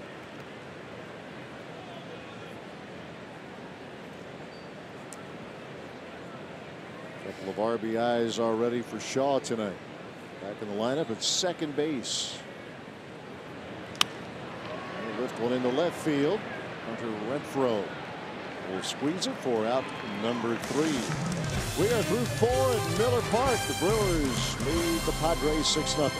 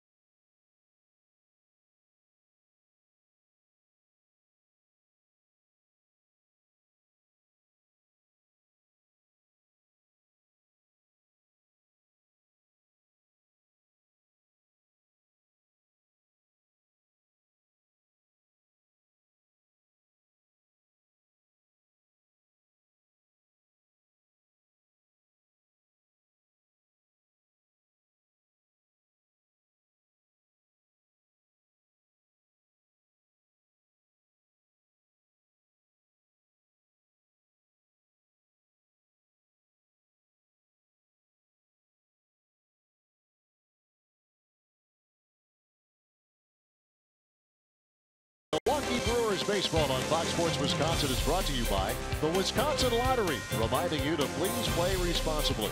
By Ascension, coming together to give healthcare a better name. We are Ascension.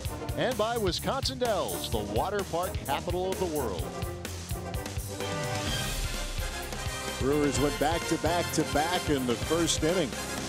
And now lead 6-0 as we move to the top half of inning number 5. Good crowd once again here at Miller Park. Brewers looking to start a winning streak here tonight. Austin Hedges will lead things off. Brewers are 19-9 against the National League West.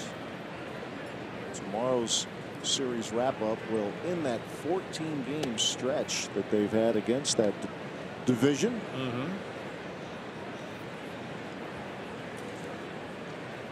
Taking 5 out of 8 in the West Coast trip to San Francisco and LA. And one series left against the West. That's the Giants. They come in September. Ball 2 strikes to Hedges. On the flip side, the Padres, yes, they have the worst record in the National League, but they have had the most success against the NL Central. Success is relative. They're 13-15 against the NL Central. Mark McGwire, no doubt, liking what he's seen from the offense the last couple of outings as Hedges sneaks one through. And a base hit. No first hit since inning number 2. Hedges with both hits tonight. He stayed back on that curveball pretty well. Chassin left it up a bit.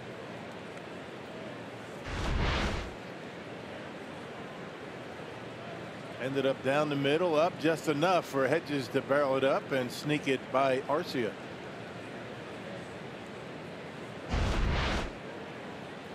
If it gets by him, it gets by pretty much everybody.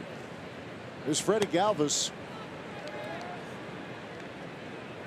He was the one Padre who in the lineup last night did not get a hit. His numbers in this ballpark have been extremely low. Good player, make no mistake. He is now 5 for 49 in his career at Miller Park. Former Philadelphia Philly. Yeah. Pretty good hitter, switch hitter. Batting average a little bit down.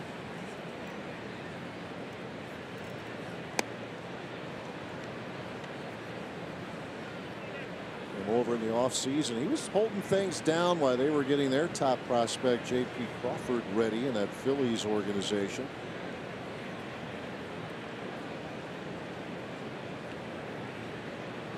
Two balls, one strike. Boy, that's a tight zone on the inside corner, isn't it? Sure is. Goodness. All night. I think Chassin thought that was a strike.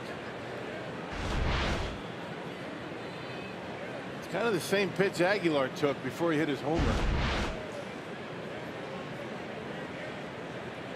3-1 as Galvis draws a walk, so the first 2 aboard for the Padres in inning number 5.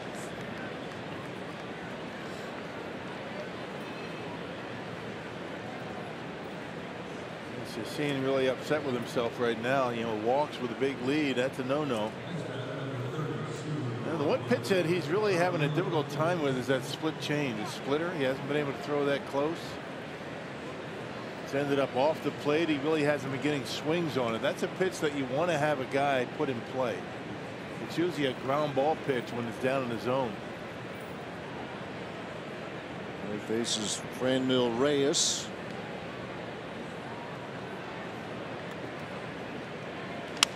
Sharply hit right back to Chassin, and that's a double play. Whoa, quick reaction. Yolis Chassin 1-3 as they double off Freddie Galvis at first. And just stuck the glove down there, and he found it right in the glove. He had it play at second base as well, but he's looking right at Aguilar, and he gets Galvis venturing off too far. Well, he had them both. He gets Galvis.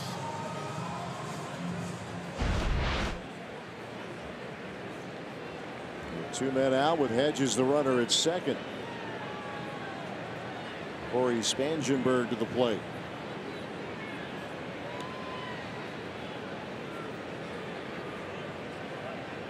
Spangenberg had a good night at the plate last night. Couple of hits and a walk. Yeah, bottom of the order did some damage.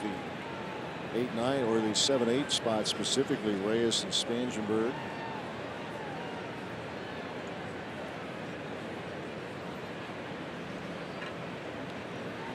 Spangenberg, a .237 hitter.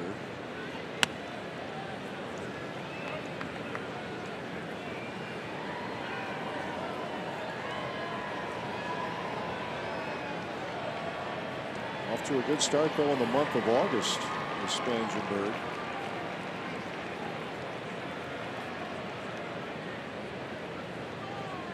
Chassin with a break-even pitch. And that goes under the glove of Aguilar. Base hit, rounding third, heading home is Hedges, and the throw is cut off, and this will get the Padres on the board. RBI single for Spangenberg, and it's a 6-1 game. Well, actually, that'll be, we're going to charge Aguilar with an error there, I believe. Yeah, he got there right under the glove. Chassin upset with himself. Yeah, good curveball down and in. Yeah, Aguilar should have had it, just couldn't get there, and that'll be an E3. Kind of an interesting call on that.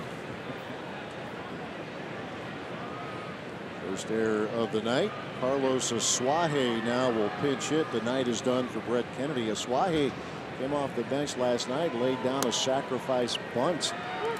Maybe anything to try to get him going because he is 0 for his last 32. That is the longest hitless streak going right now among position players in the big leagues. And that one gets past Eric Kratz. Spangenberg to second.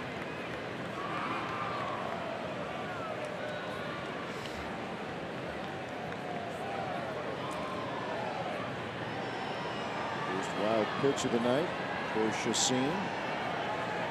Fastball down and in to the left-handed hitter, and that's one that you would expect Kratz to be able to handle. So defense kind of letting Chassin down a bit in this inning. Trying to keep a cold hitter cold in Asuaje. Yolis ahead in the count of ball 2 strikes.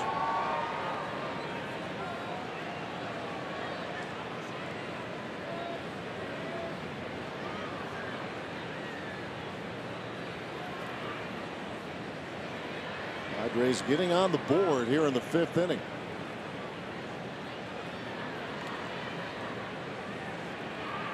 Chassin with a 1-2. And did he hold? Foul tip into the mid of Kratz, and that'll do it. We got a piece. Kratz hangs on, and the inning is over. So Chassin, his work is done. Perhaps Andy Green not all that sure about it. Well, it's calling a foul tip. You can't ask the third base umpire for help on that.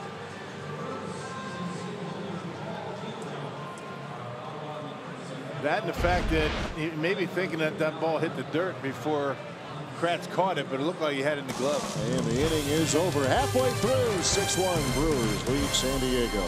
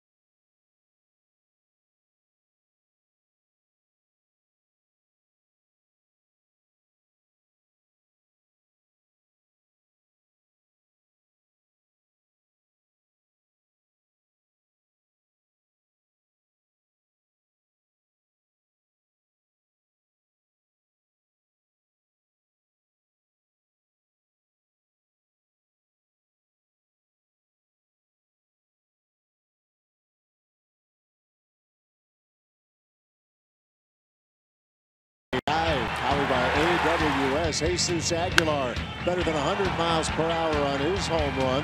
Travis Shaw about 107 in his long ball. Brewers going back to back to back in the first inning. Eric Thames also leaving the yard, and Eric leading off here the home half of inning number 5. Well, it's been a while for Phil Hughes, back on July 28th against the Diamondbacks. You see only 23 appearances now. That big earned run average at 637. Thames with a fly ball out to Hunter Renfroe in left field, 1 away.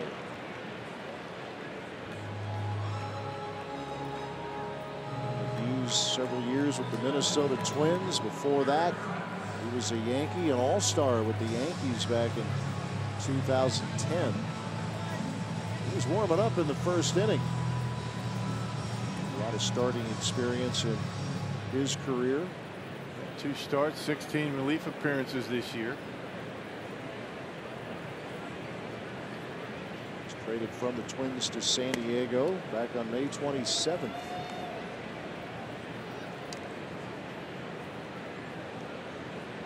The night is done for Brett Kennedy. His big league debut, 4 innings, 11 hits, 6 runs, all earned.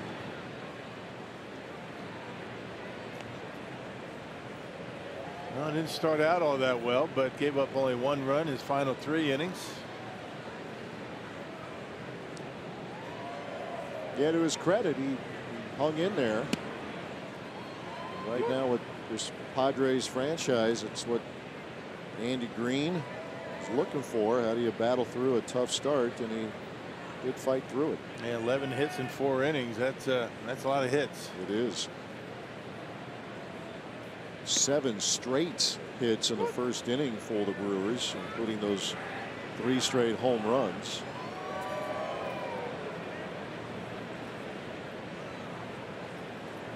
He can check the box. Start number 1 out of the way and see if he settles in moving forward for the San Diego Padres club. We'll count now to Kratz. And the one thing he did was he threw strikes. I mean, he didn't walk anybody.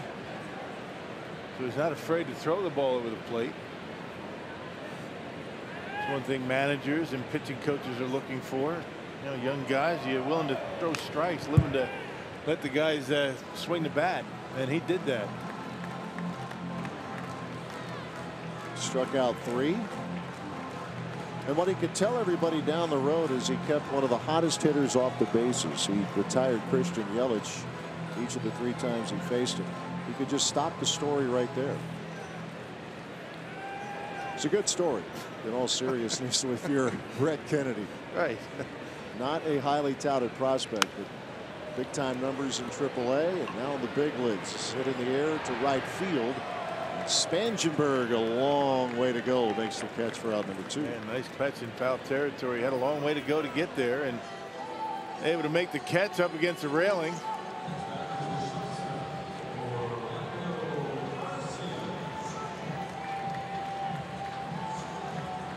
There's Orlando Arcia.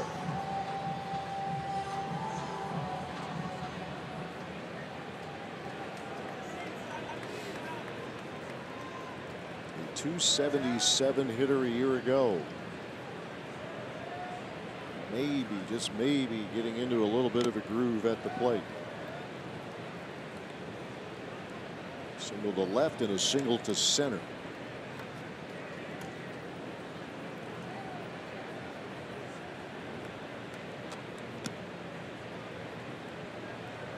One and one the count.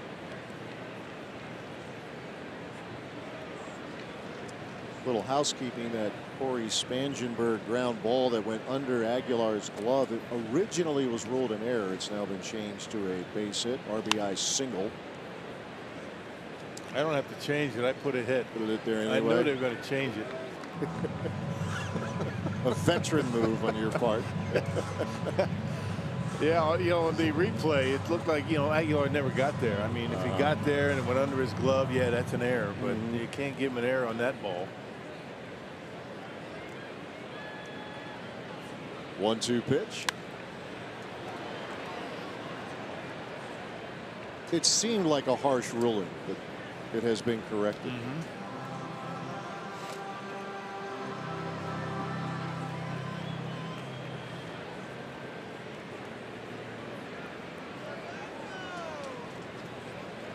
Here's the 1-2.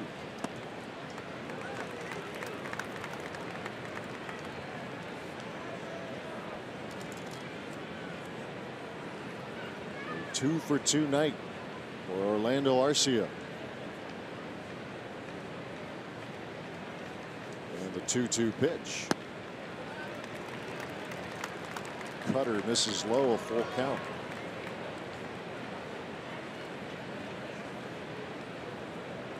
Chassin waiting on deck.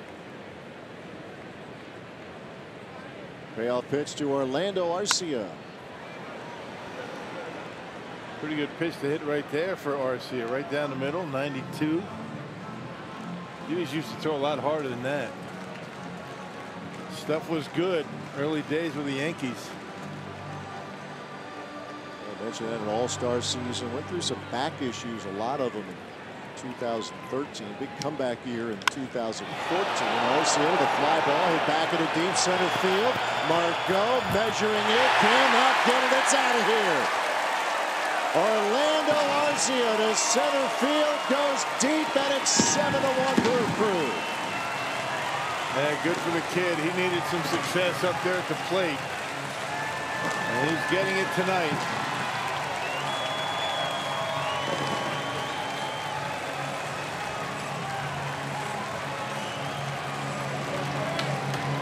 That's got to feel good for him.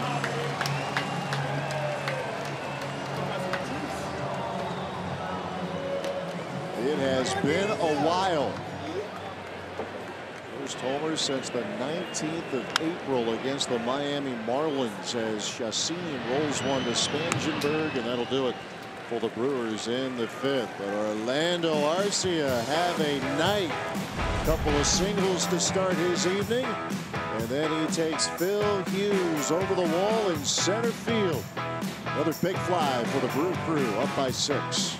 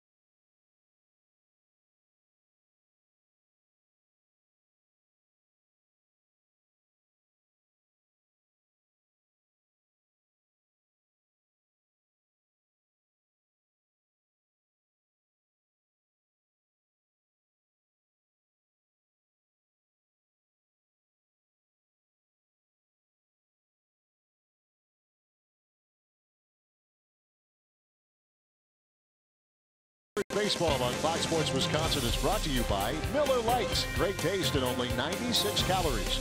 And by Toyota. Let's go places. Brewers with a 7-1 lead over the Padres here at Miller Park as we head to the top of the 6th inning. Orlando Arcia 3 for 3, 2 singles and a home run in the game. Brewers Community Foundation harnesses the pride, passion, and commitment of Brewers fans, players, and other supporters to positively impact the community. The foundation focuses on health, education, recreation, and basic needs. Brewers Community Foundation thanks you for your support. All right, Dario, thank you very much. Elise Chassin Names on the mound for the Milwaukee Brewers. Big night again for the Brew Crew bats. Spotting Elise an early 5-0 lead. Now a 7-1 lead for Milwaukee.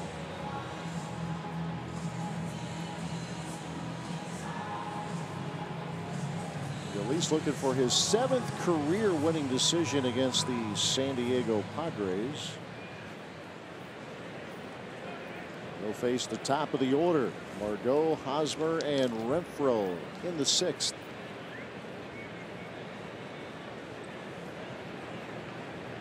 Yep, and looking for his 6th win in his last, or his 5th win in his last 6 decisions. I mean, he's been throwing the baseball well. You throw that game against the Dodgers out the door. Margot with a ground ball to Orlando Arcia. 1 out.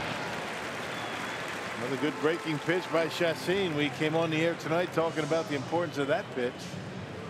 Very inconsistent against the Dodgers. Actually, Bellinger hit a grand slam on that curveball, but much better tonight.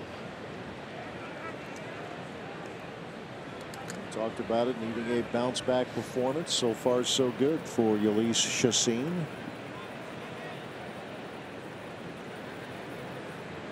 Here's Hosmer. Hosmer had a good at bat in the 4th inning, an 11 pitch at bat, and then lined out to Travis Shaw at second.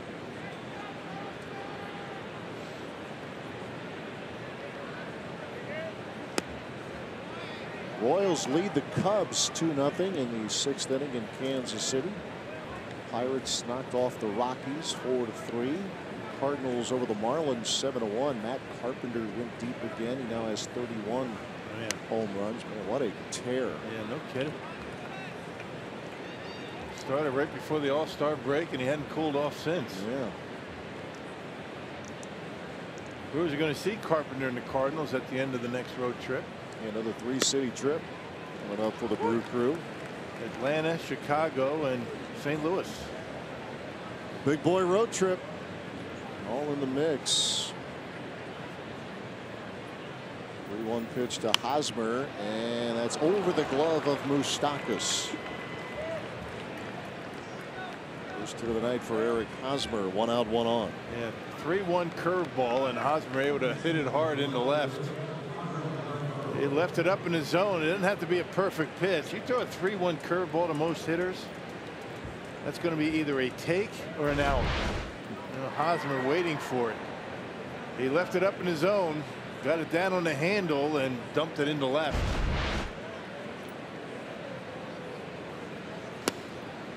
There's Hunter Renfroe.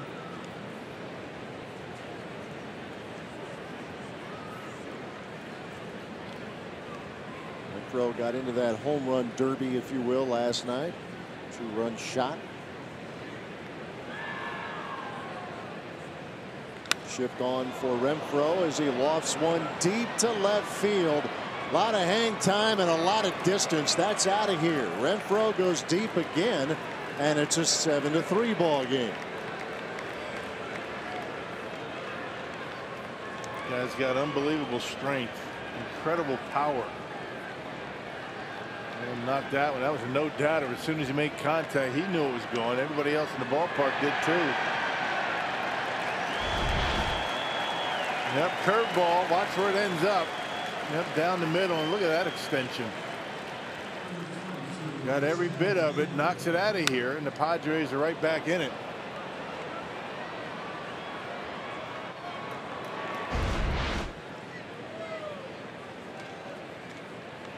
They've scored double digits in each of their last 2 games. As Chassin now settles back in, he'll face Christian Villanueva. Breaking ball misses upstairs. You're right, this guy has some pop. Renfroe saw it last year, seeing it again in this series.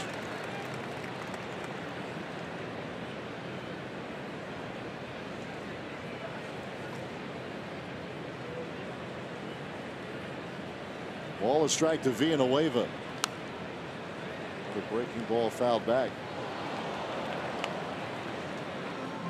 It's a little frustrating for Chassin tonight because, as we talked about early in the game, and that's one of his better pitches, that splitter. He hadn't been able to throw that for strikes tonight.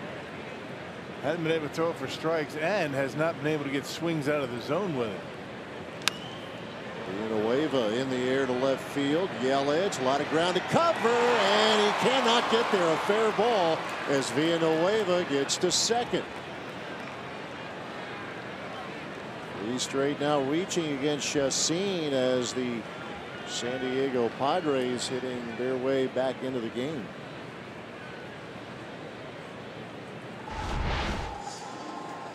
Yelich had a long way to go. He was able to get there right off the end of the glove. A double for Villanueva. Now Hedges is coming up. Hedges got 2 hits already. These guys don't go away. These guys keep swinging. Off the bat, it looked like it was going to be an out, but more down the line than anybody thought. A double for Villanueva to keep it going here. 3 consecutive hits.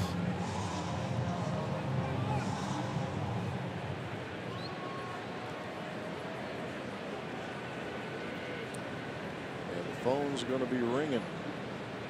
Chassin got a Manuel Margot ground ball to start the inning, and then it's turned.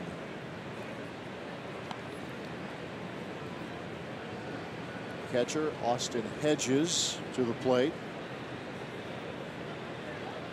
Single to center, single to left. Scored the first run of the night for the Padres in the 5th inning.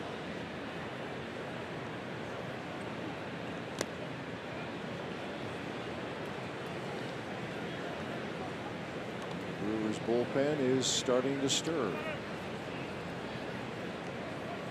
Joaquin Soria getting loose.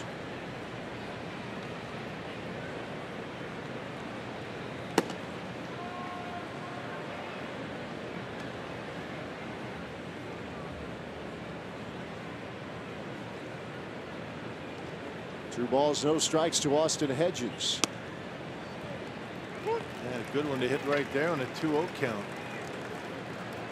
See, a lot of guys do that on 2-0. Get one right down the middle. Just watch it.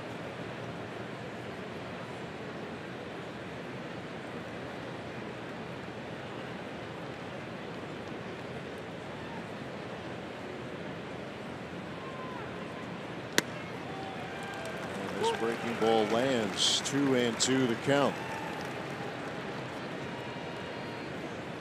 Settle back in here as he has been touched up in this 6th inning. Hosmer a single, Renfroe a 2-run homer, Villanueva a double to left. 2-2 pitch.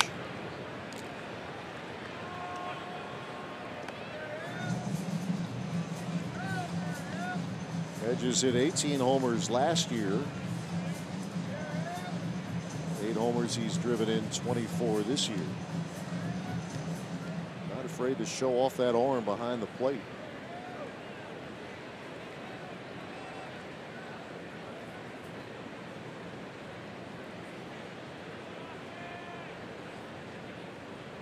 Chassin again with a 2-2. A chance for Orlando Arcia. That'll be out number 2. Getting that fastball in on his hands. He had him thinking breaking pitch. Jammed him on the inside corner. Hey, Brewers fans, if you can't watch the games on TV, stream them live on your mobile device with Fox Sports Go. Download the app, take Fox Sports Wisconsin and Brewers baseball wherever you go.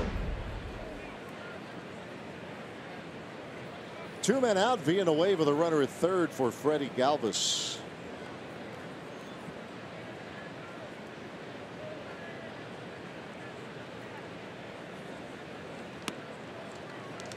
It's in there for a strike.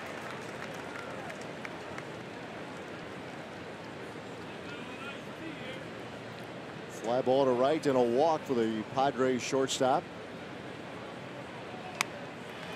Quickly it's 2 strikes and nothing.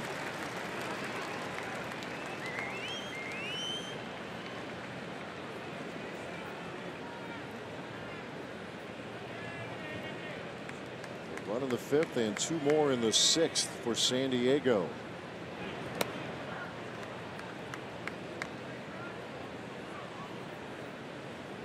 Trying to grind his way through this 6th inning. It probably will be his last.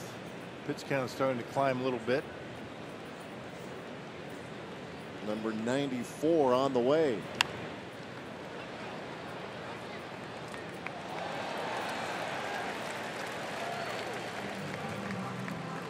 Had a stretch where he retired 8 straight.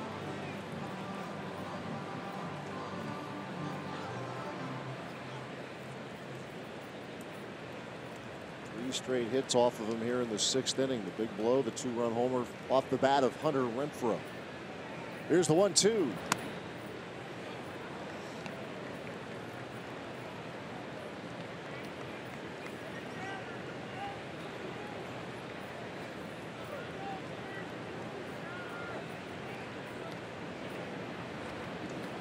Trying to finish off Freddie Galvis, and he does. Got him swinging.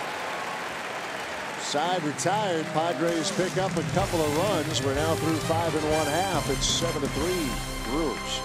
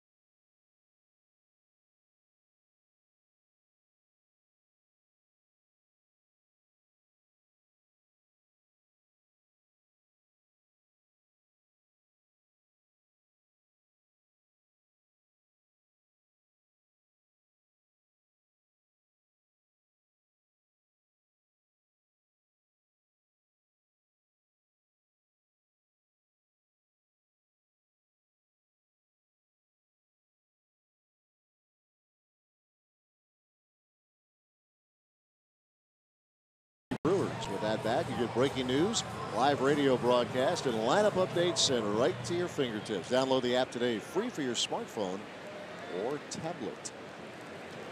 See, that's the way it's done right there. I felt very nervous. All this time I was doing that. Look how good that sounded when you did it. I'm stepping into your world. That's your baby. Do I get tabbed into the game tonight? At least I get that, don't I? Yeah. That's kind of mine. I'm ready to help if you need it. I mean, one time. I mean, it just sings when you do it. It sings something. By the way, one more game for you, huh, partner? Yeah, tomorrow. And then it's back to Badger football. Yeah, you get rid of me after tomorrow. Yep. On to camp. We're going to miss you. Yeah. We'll be watching. How are they going to be this year? I think they'll be pretty good. I think. Put all the pressure on them. A nice program going. And Christian Yelich has a nice swing going. Dead center and gone. No doubt. You cannot keep this guy down for long. Christian Yelich going deep, and the Brewers lead 8-3. Second home run allowed by Phil Hughes to dead center. That one way up off the batter's eye. Well, the Brewers have the big bats out tonight. 5 home runs.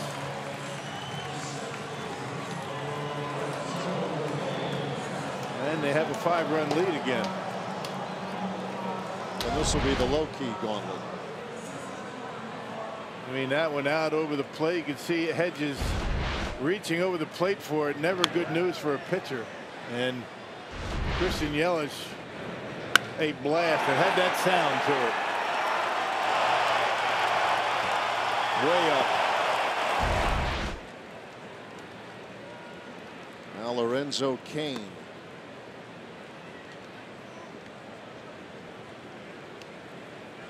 First hit of the series for Christian Yelich. A loud one. And Cain into center field. Routine for Manuel Margot for out number 1.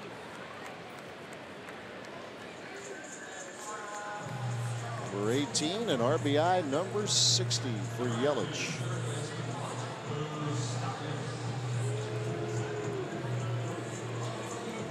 Second inning of work for Phil Hughes. Brett Kennedy went the first 4.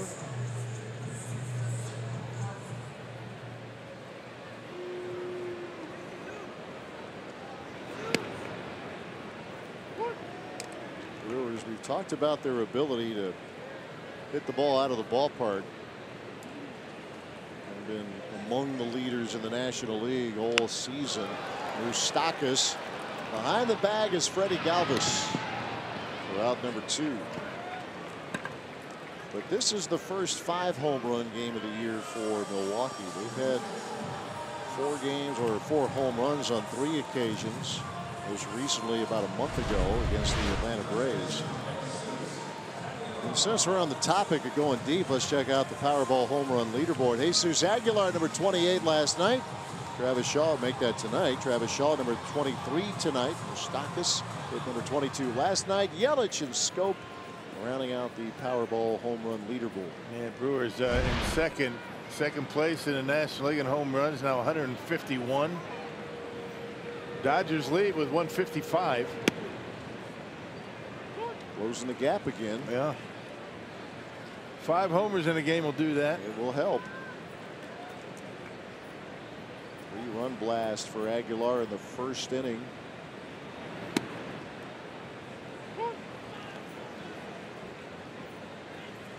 Oh, and 2 the count to Aguilar.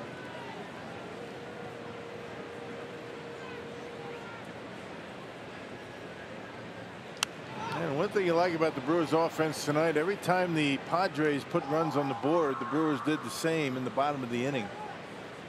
Trying to take away a little of the momentum. Yeah, keeping their distance. Arcia going deep in the 5th off of Hughes. Yep, those add-on runs.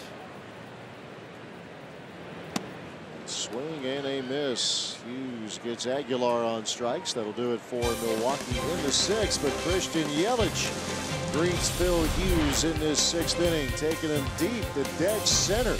8-3 Milwaukee as we move to the 7th.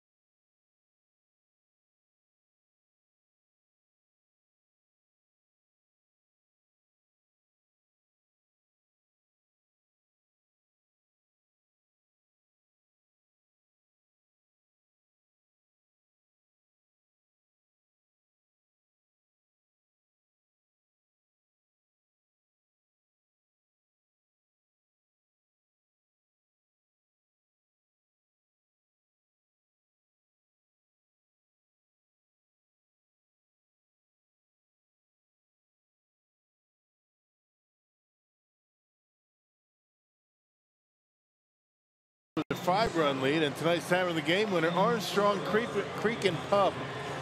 Where do you think that is? Armstrong Creek. Makes sense. If they call the Brewers by 10 o'clock tomorrow morning, they get 40 tickets to a Friday night game in the Miller Lite Beer Pen. This offer courtesy of the Tavern League of Wisconsin and Miller Lite. You know where Armstrong Creek is?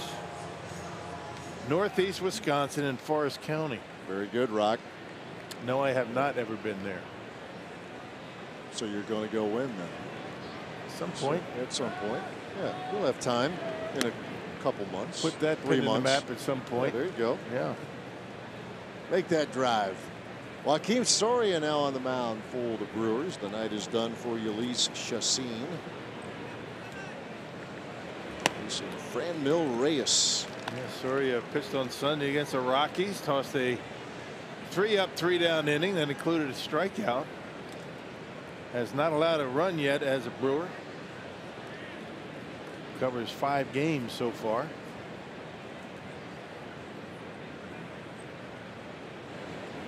Which means he's extending quite a run that he was on before coming over from the White Sox. Last 30 appearances now, and 0.63 earned run average for Soria. One of those very good options that Craig Counsell has out of the bullpen. This guy's closed. Into the 7th inning here tonight. Fastball, curveball, changeup. He started throwing a slider. That's been an effective pitch for him. Changeup's a good pitch. He's kind of sneaky fast with his fastball.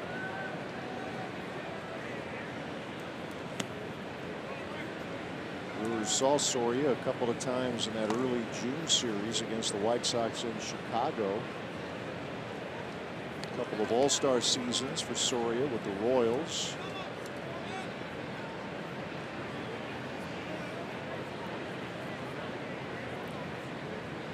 A couple of big save seasons as well. 43 is career high. That was in 2010. He brought 16 saves over from the White Sox this season.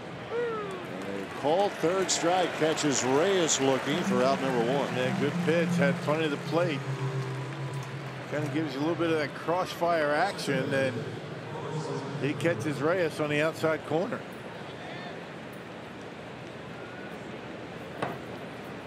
One out here in the 7th inning as Soria now will face Corey Spangenberg.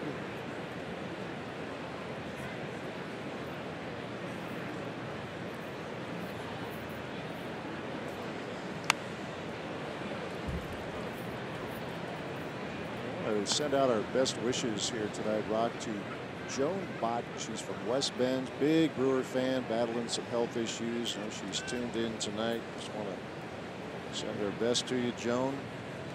Hang tough. Yeah, get better soon. Absolutely. Keep watching. Thinking of you and wish you all the best.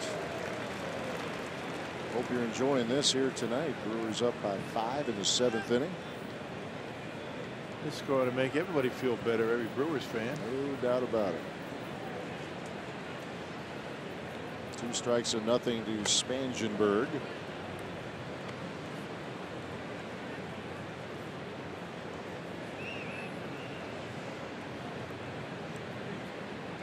That hit back in the 5th inning, originally ruled an error, changed to an RBI single. It scored Austin Hedges, the first run of the night for the Padres. Soria ready with a 1-2.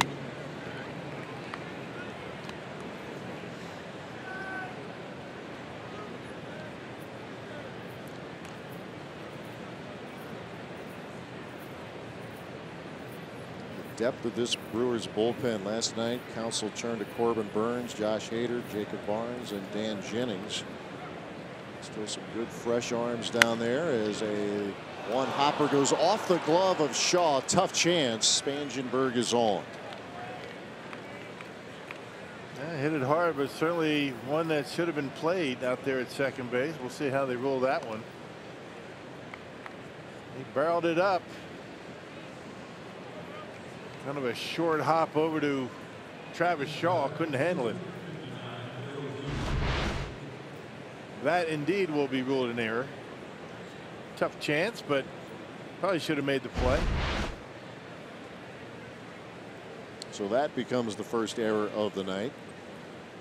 Phil Hughes is going to go ahead and hit for himself. A little chopper over the glove of Soria, but Shaw is there for out number 2.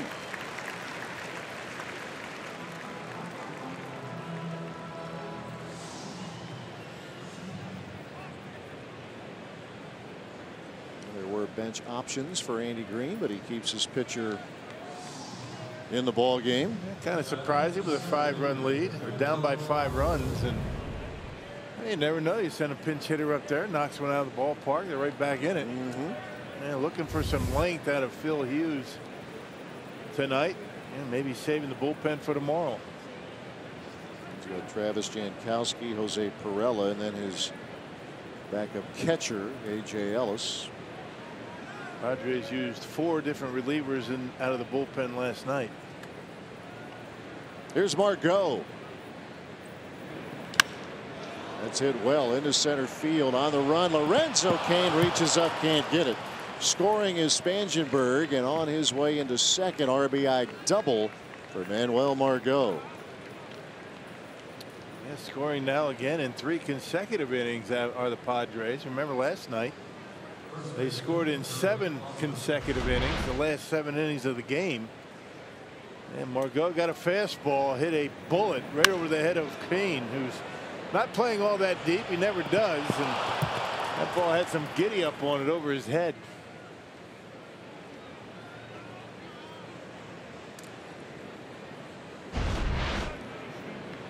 So an 8-4 game. Margot, who drove in 5 last night, RBI double here in the 7th. And here's Eric Hosmer.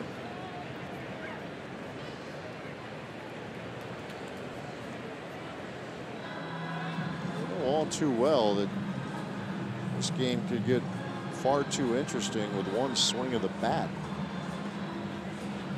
And you got the guys coming up that can do it. They just keep pecking away, don't they?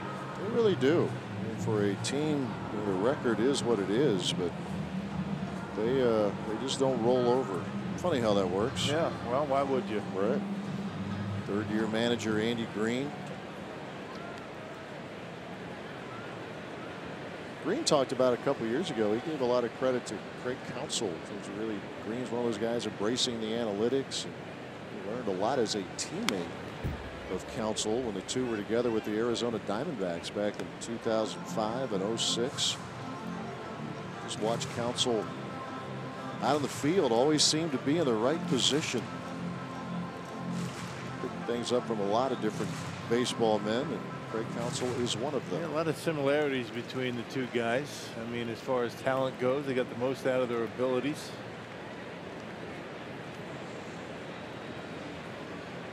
One strike pitch to Hosmer.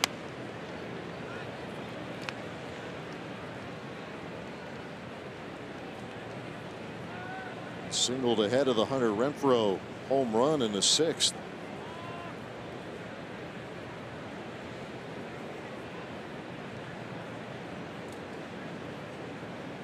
E4 and an RBI double here in the 7th inning for San Diego. A 1-1.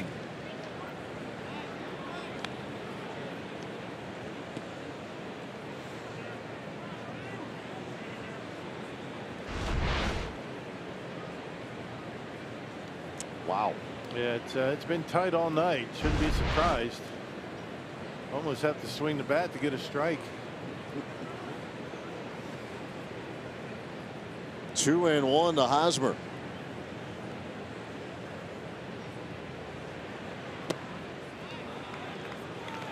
And with the slider, a hitter's count now to a dangerous hitter.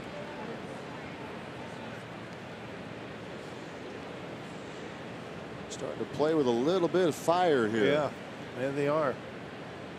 Getting behind in the count. They got Renfroe on deck, who's got about as much power as anybody in the big leagues.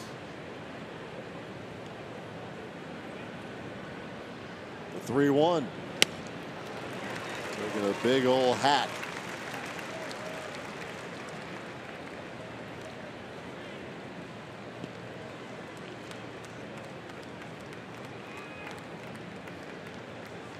There is Renfroe, who is next with his 11th home run of the year in the 6th.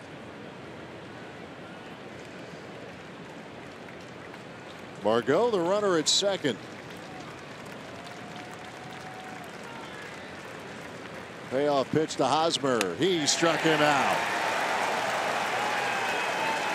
Inning over for the Padres. They pick up a run. RBI double from Margot. Stretch time, Brewers up by 4.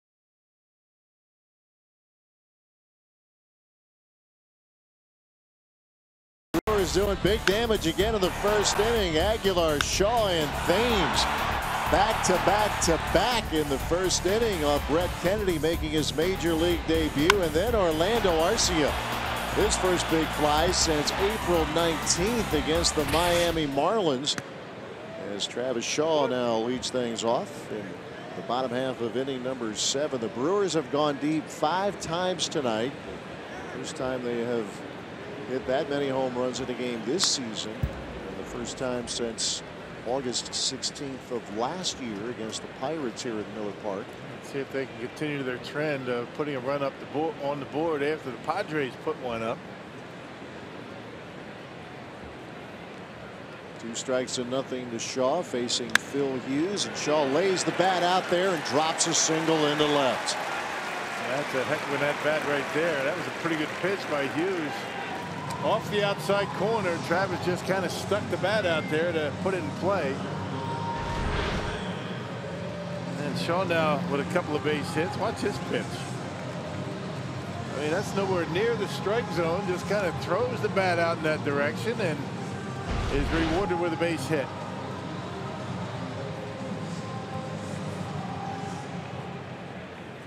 Hit number 14 for the Brewers tonight.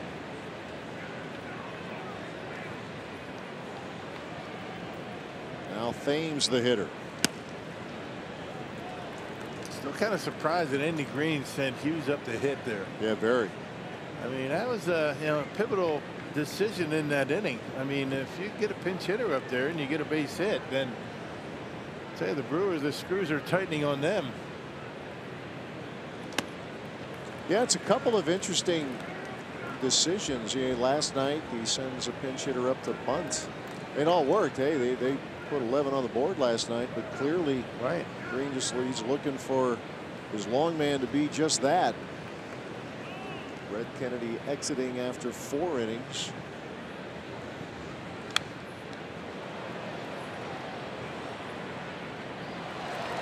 And the Padres have scored in each of the last 3.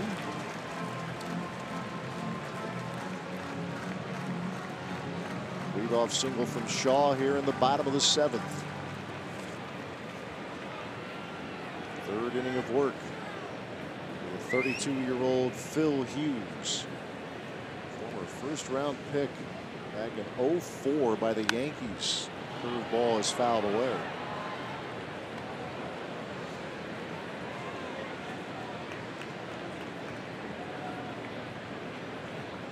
He's given up homers in each of the last two. Arcia in the 5th, Yelich in the 6th.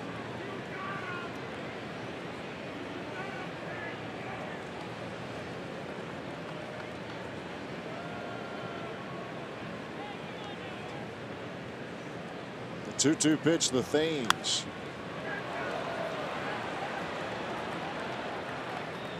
Royals have increased their lead over the Cubs now, 5-0 in the 8th. Jeremy Jeffress getting ready in the Brewers bullpen.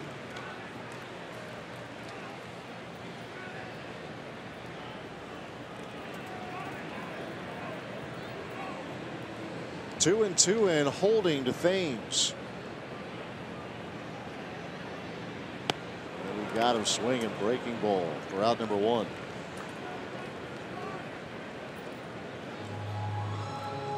Hey, the Brewers return home from an 8-game road trip to host the Reds in a 3-game series. That's Monday, August 20th through Wednesday, the 22nd. Check out the complete series schedule, which features $6 Terrace Reserve tickets on Monday, courtesy of Miller High Life. Go to brewers.com. 1 out, 1 on for Eric Kratz. Part of that hit parade in the first inning with a single, one of 7 straight Brewers to reach.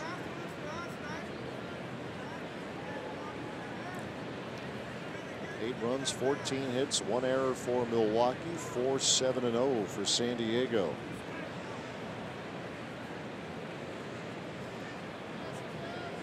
The 0-1.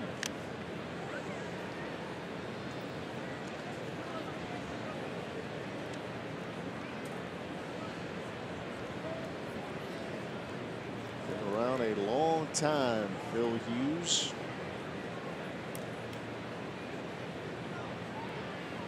Four years plus with the Twins. 7 years before that with the Yankees. Gets a strikeout of Eric Kratz. Back-to-back punch-outs now for Hughes after a leadoff single from Shaw. Now Orlando Arcia having himself a very nice night at the plate. Is Orlando Arcia a single in the 1st, a single in the 3rd, and he goes deep in the 5th. Our Badger Mutual Insurance plays in the game. A 3-for-3 night so far for Orlando Arcia. And he needed it. He needed it badly. His own confidence and the confidence of his manager. Brewers are certainly a better team when Arcia is at shortstop and getting hits. Greg Counsell showed a lot of confidence in Arcia on Sunday in a spot in the 9th inning with pinch hitters available. He stuck with Arcia, and Orlando delivered. Bounces away from Hedges, but not far enough.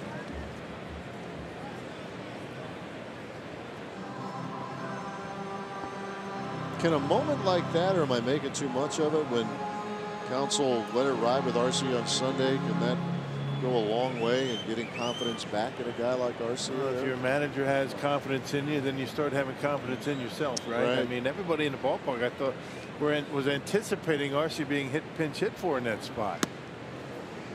And Counsell said he really didn't consider it. He wanted this guy to go up there and get a hit, which he did. He got a double, kept the inning going, and the Brewers ended up tying the game.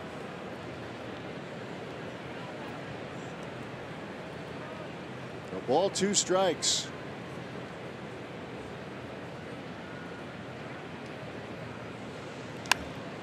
And this is popped up. Straight up. Hedges put it away, and that'll do it for the Brewers in the 7th. Leadoff single, but nothing more. Let's move to the 8th. Brewers up 5-4.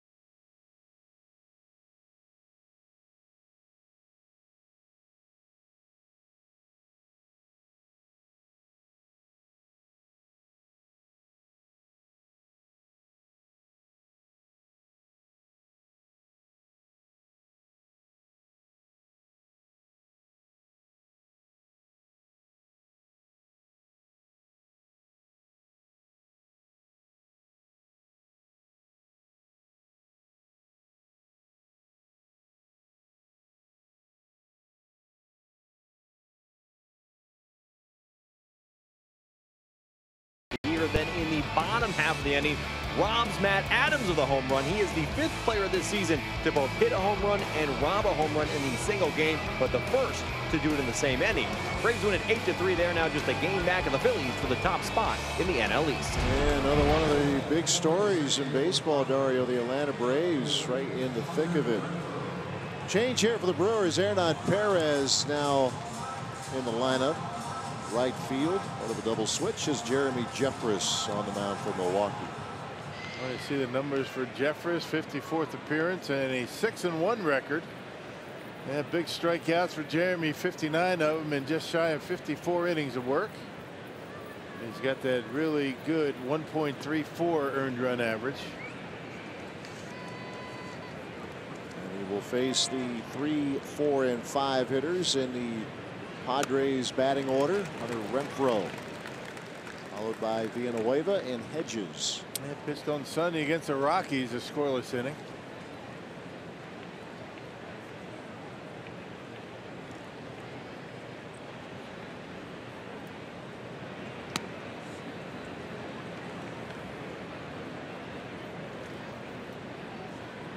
Chacin with the first 6. Soria gave up a run. It was unearned in the 7th.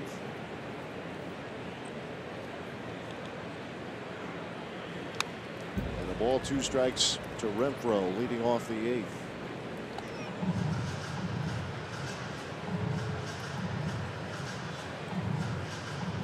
He was homered in each of the last 2 nights. Homered 26 times last year for the Padres. Here comes the 1-2.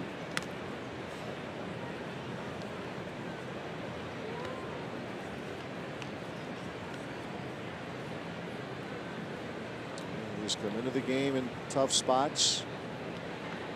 He's pitched himself into tough spots, but gets out of it almost every time.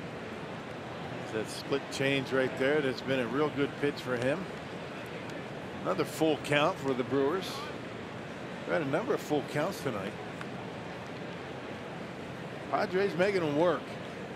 That's for sure. Villanueva waiting on deck as Jeffress delivers the payoff, and that is a liner into left field in front of Yelich. Leadoff man aboard.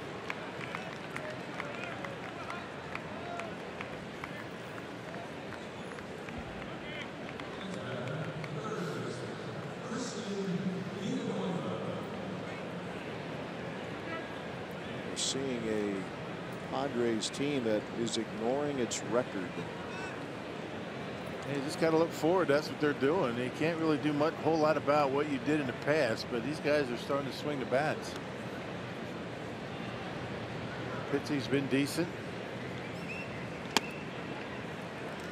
There you go. Got one on the edge. Yeah. Not many. Going to get many here tonight, but Jeffress gets one on Christian Villanueva.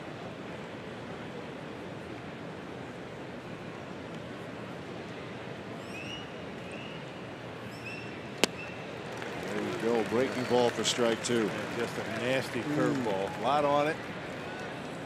Late break going straight down. Looks like a fastball until then. It just disappears.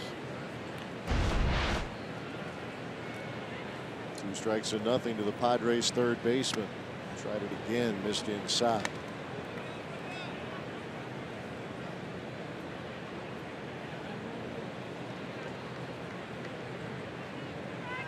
Brewers bullpen got touched up quite a bit last night, but still one of the best around. The overall body of work.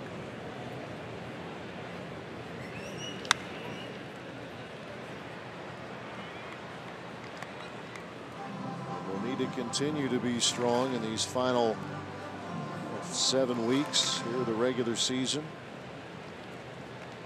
That's where all these off days are going to come in real handy for the Brewers, and particularly for your relievers. The 1-2.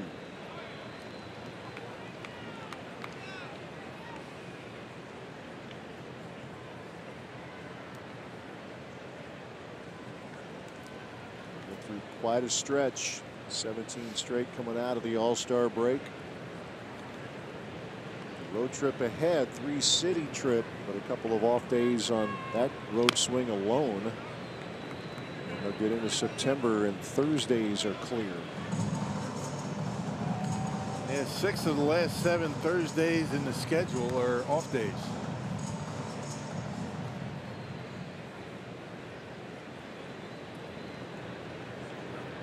Two balls, 2 strikes. Villanueva doubled in the 6th inning at a 2-hit night last night.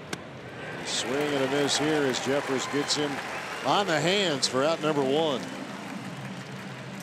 That big fastball riding right in off the plate. And it started to look like a pretty good pitch. That borderline inside corner 95 with that big movement going in on Villanueva.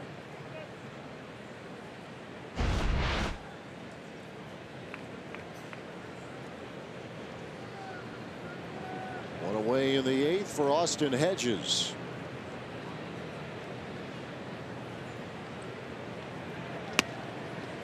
Drops that curveball.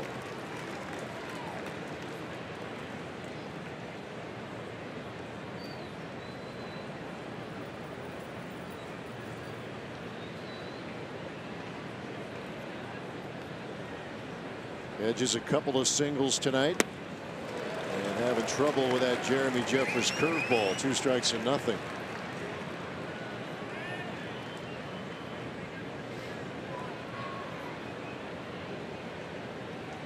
He was the winning pitcher on opening day. 12-inning game at Petco Park. And that is just foul down the third baseline. Another curveball that he left up a little bit. This time Hedges able to get a bat on it. Nearly doubled down the line.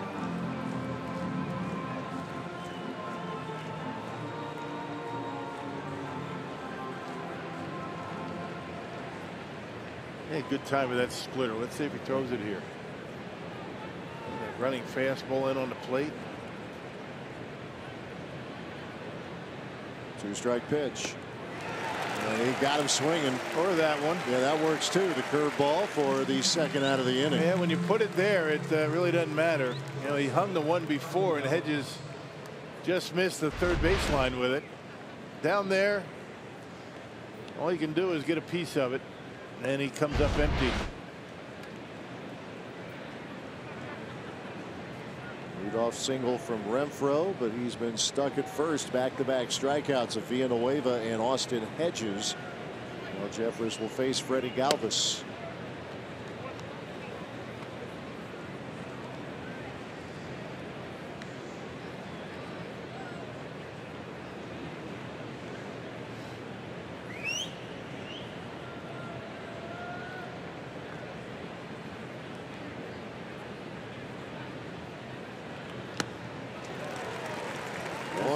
There's that split change right there at 92. Left it up a little bit. Galvis a little bit out in front of it.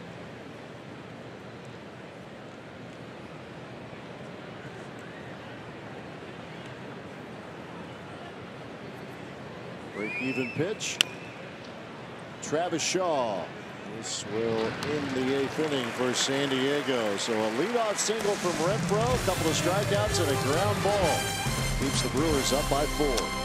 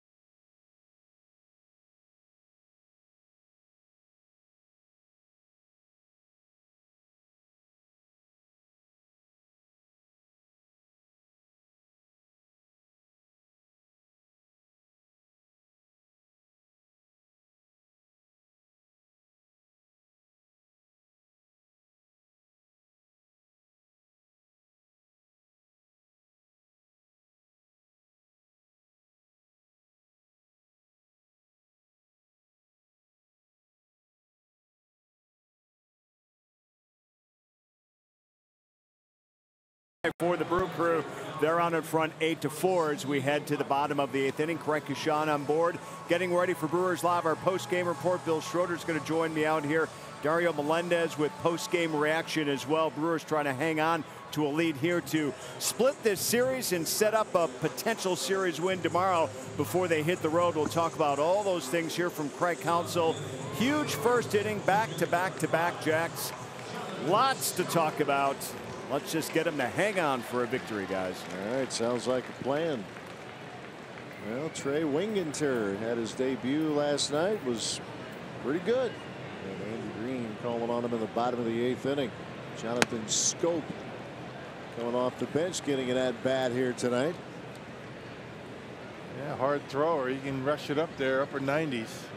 Big guy, tall, lanky right-hander. Set down the top of the order in order last night. Kane, Yelich, and Aguilar.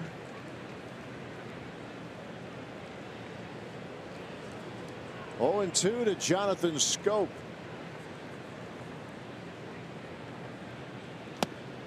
And Winginter makes quick work of Scope for out number 1.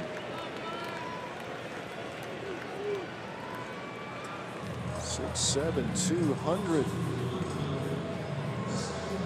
The lanky one slings it up there for the first out. Yeah, there's some big boys in Major League Baseball these days. These pitchers, I mean, big guys and throw hard. Throw hard as long as you can, and then we'll get somebody else in there. That's kind of the way it's been.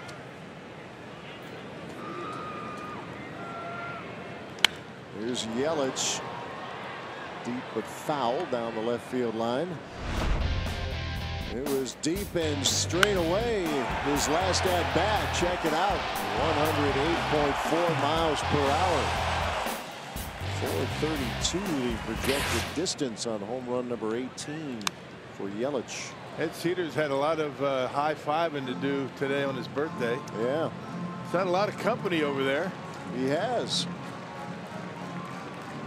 Doesn't look a day older than 57. Right. Looking good. Pondering the meaning of life. Deep Thoughts by Ed Cedar.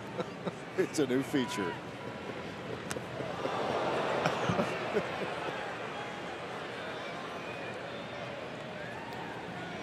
Yelich skipping rope there. So it hit him, man. I'm not sure how it missed him. Just right over the back foot.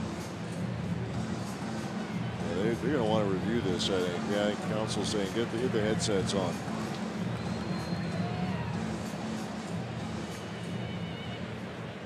Did Yelich give any indication that it hit him? Normally, a guy, if he gets hit, he's going to just drop his bat, start walking to first base. He did not do that.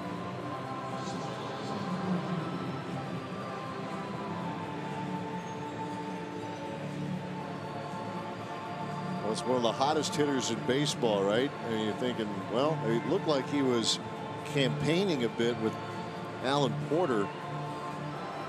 At the same time, you get a guy like him who's scorching hot. Yeah, even the hottest hitters don't mind getting hit by a pitch like that on an 0-2 count.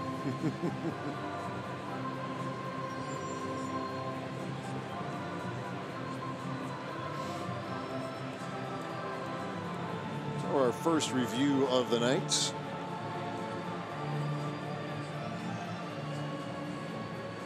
If you're a manager, I mean, the score really is insignificant as to whether you're going to review something. You got to get every base runner you can. I mean, if it's a fair ball, foul ball, those kind of things. I mean, these guys are looking for base hits, and I don't think there's anything there that we see that would indicate that he gets hit by a pitch. Counsell not real thrilled with it, but the call will stand, and it's a ball, 2 strikes to Yelich.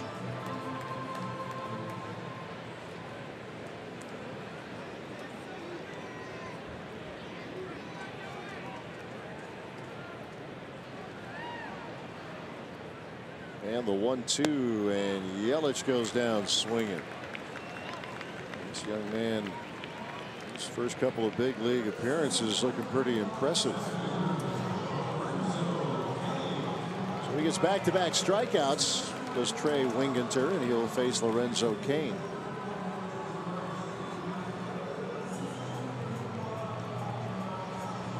$32,000 plus made their way into Miller Park tonight. Now comfortably above the 2 million mark for the season. They broke that last night. Cain stings one, but right to Manuel Margot, and Winginter has another 1-2-3 inning. Last call for the Padres, down 8-4.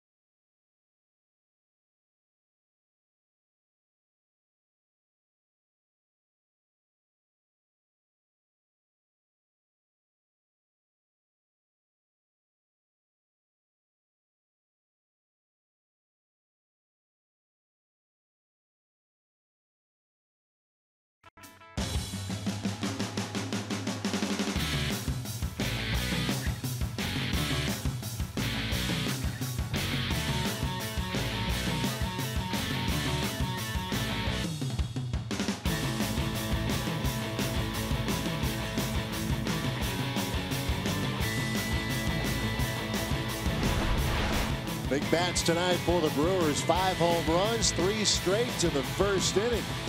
Looking to make that hold up as we move to the 9th at Miller Park. Jonathan Scope, who pinch hit in the bottom of the 8th inning, stays in the game. He'll handle things over at second. And getting some work here in the 9th, up 4 is Corey Knebel. Yeah, 37th appearance for Corey, 389 earned run average. You can see the big strikeout totals. He has had a problem with the home run ball this year. He's given up 7 of them, but the opponent batting average only at 211. It's the bottom of the order, but it starts with the big man, Franmil Reyes. Big night for him last night. He has been quiet so far tonight.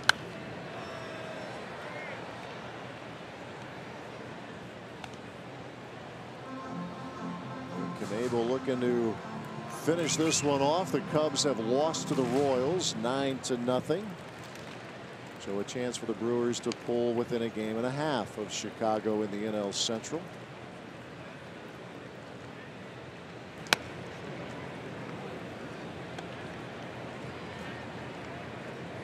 Reyes, Spangenberg, and a pinch hitter here for the Padres in the 9th inning.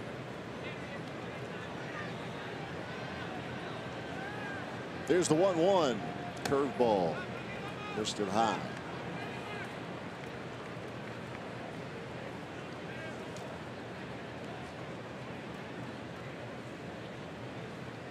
.65 listed at 275, but so maybe a little bit more than that. Rock solid though. A little light on that, yeah. You would think. When he was on base yesterday, last night, and Aguilar was over there holding them on. Like a couple of almost like linemen. Get your running back behind those two guys. Here's the 3-1. Down the line, and that is a foul ball. And the scramble's on.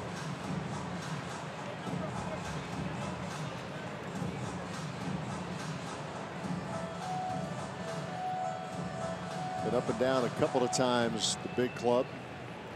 They're off to a terrific start at Reyes with their AAA affiliate in El Paso.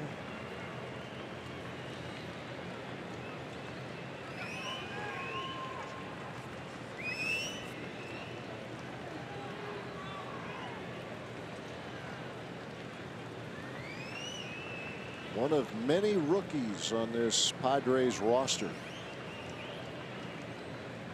Here's the 3-2. And there's a shot in the left field. Yeah, velocity doesn't seem to bother these guys too much, does it? No. I mean, they can turn around upper 90s. It's the breaking pitches that you have to be able to throw for strikes and get over the plate. Those are the ones they have a problem with. I'll tell you, the big fella turned around 97 right there on a full count. There's Miller Lite's what's on tap. Tomorrow, the series and homestand finale. Junior Guerra matches up with Robbie Erlin. Hopefully that'll be for a series win for the Brewers. Trying to draw even here tonight. Our coverage starts tomorrow at 12:30 with Brewers Live on Fox Sports Wisconsin. Yeah, Junior really good first game of this homestand. Came up big, real early arrival for the Brewers. Yeah, from Los Angeles, he pitched 8 strong innings against Colorado. Gave his team a chance. Brewers capitalized with the walk-off from Eric Thames. There's Corey Spangenberg. Drove in the first run of the night for the Padres. That was back in the 5th inning. Reached on an error in the 7th and scored on the Manuel Margot RBI double. Knebel with the 1-1. Curveball drops in there. There you go. That's what you got to do to these guys.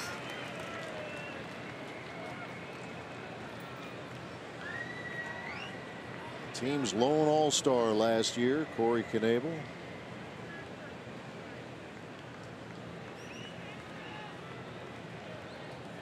The 1-2 got him swinging at 97. Goes from the curve to the heat. Yeah. And that's why he's able to get that pitch by him, because he threw the curveball right before it. Spangenberg thinking maybe in the back of his mind another curveball, and that's all it takes.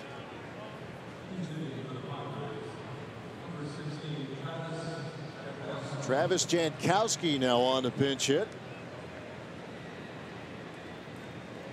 When he's in the lineup, he is usually at the top of the order for San Diego. His on-base percentage a little more in line than a Manuel Margot, for instance. You look at the average, but his on-base percentage is .331. Runs very well.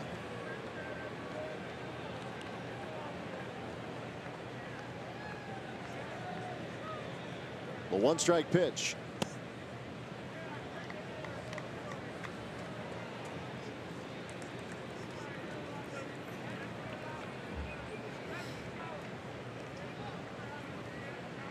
Trying to keep the drama to a minimum here. The Padres haven't exactly gone away. Brewers have done a good job of keeping some distance. Curveball again, a good one. Yeah, those add-on runs have proven to be very important for the Brewers in that 5th and 6th inning.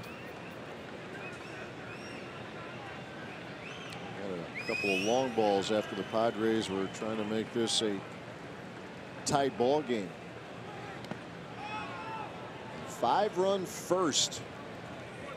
A big start for the Brewers. Jesus Aguilar getting it started tonight.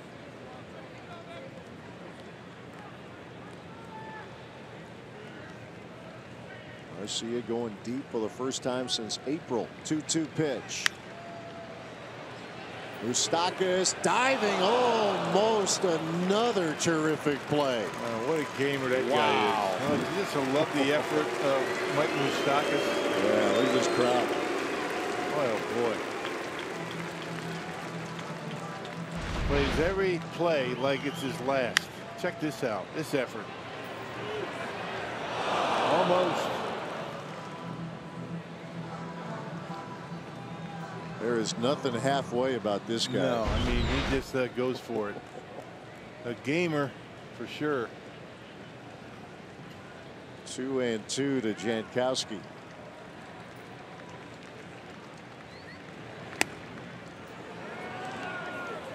Wow. Yeah. Well, it's been like that all night. You're not surprised, are you? No, not at all. Yeah. That guy's something else back there. Nowhere to go. Here's the payoff. And that's just off the plate.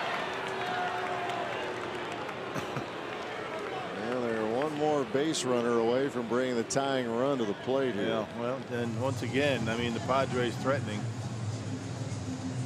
It has been a grind to get through these games against this offense, which has not been very good for the most part all season long, but lately it's been different.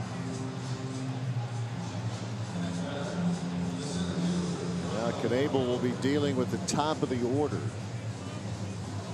Leadoff single from Reyes, a strikeout of Spangenberg. Pinch hitter Travis Jankowski draws a walk. As the Padres getting some traffic out there for Emmanuel Margot. RBI double for Margot in the 7th.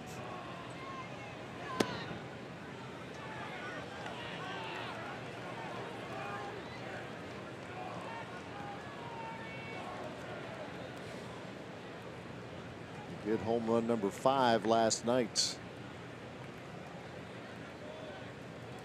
You got Hosmer on deck.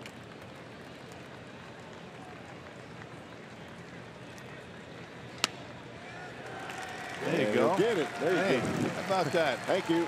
Buy a lottery ticket. A ball, a strike.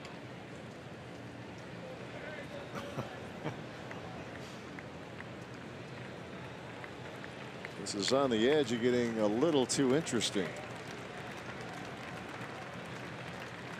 Here's the 1-1.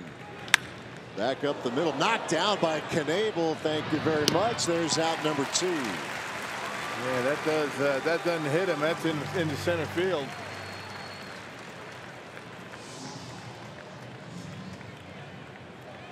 Runners advance. They're on 2nd and 3rd with 2 away. Yeah, there's Scope. Never mind. It might even have been a double 2. play, actually. Yeah, Scope was on the shift right over second base. Corey able to get the out at first.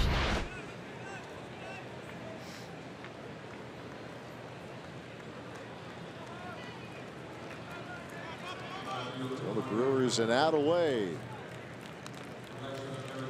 Drawing even in this series. Here is Eric Hosmer.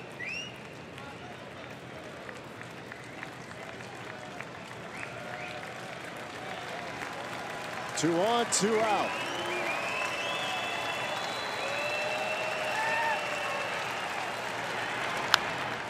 Oh, and 1. Hosmer's had a couple of good at-bats. One hit to show for it. Lined sharply to Travis Shaw in the 4th. That was an 11-pitch at-bat. Yeah, Soria got him on 2 fastballs. Fell behind 3-1. Got 2 fastballs by him.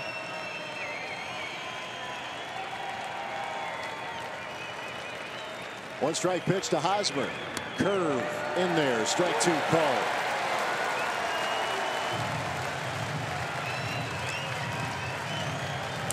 They can pull within a game and a half of the Cubs. They can get win number 66 and their 20th against the National League West. 32,000 plus at the ballpark tonight. 2 strikes or nothing to Eric Hosmer. Here it comes. Sails one high.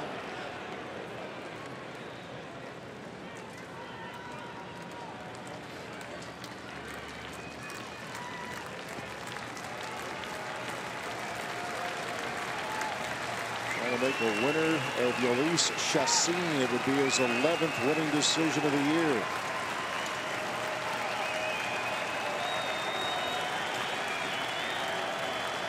Here's the 1-2. Curve swung on and missed, and the Brewers win it. Curveball looking good tonight. Brewers bats looking real good. Aguilar getting the hit parade started as the Brewers even this series on the strength of 5 home runs here tonight. Rubber match coming up tomorrow. Brewers a winner tonight, 8-4 over the San Diego Padres. Let's send it down to Nelly's corner. Craig Kashawn standing by with Brewers Live. All right, Matt, thanks very much. Some post-game reaction coming up from the field with Dario in moments. Brock will join me out here in Nelly's corner. 8-4, the Brewers a winner. We'll hear from Craig Counsell. Look over all those home runs and get you set for a potential series win coming up tomorrow.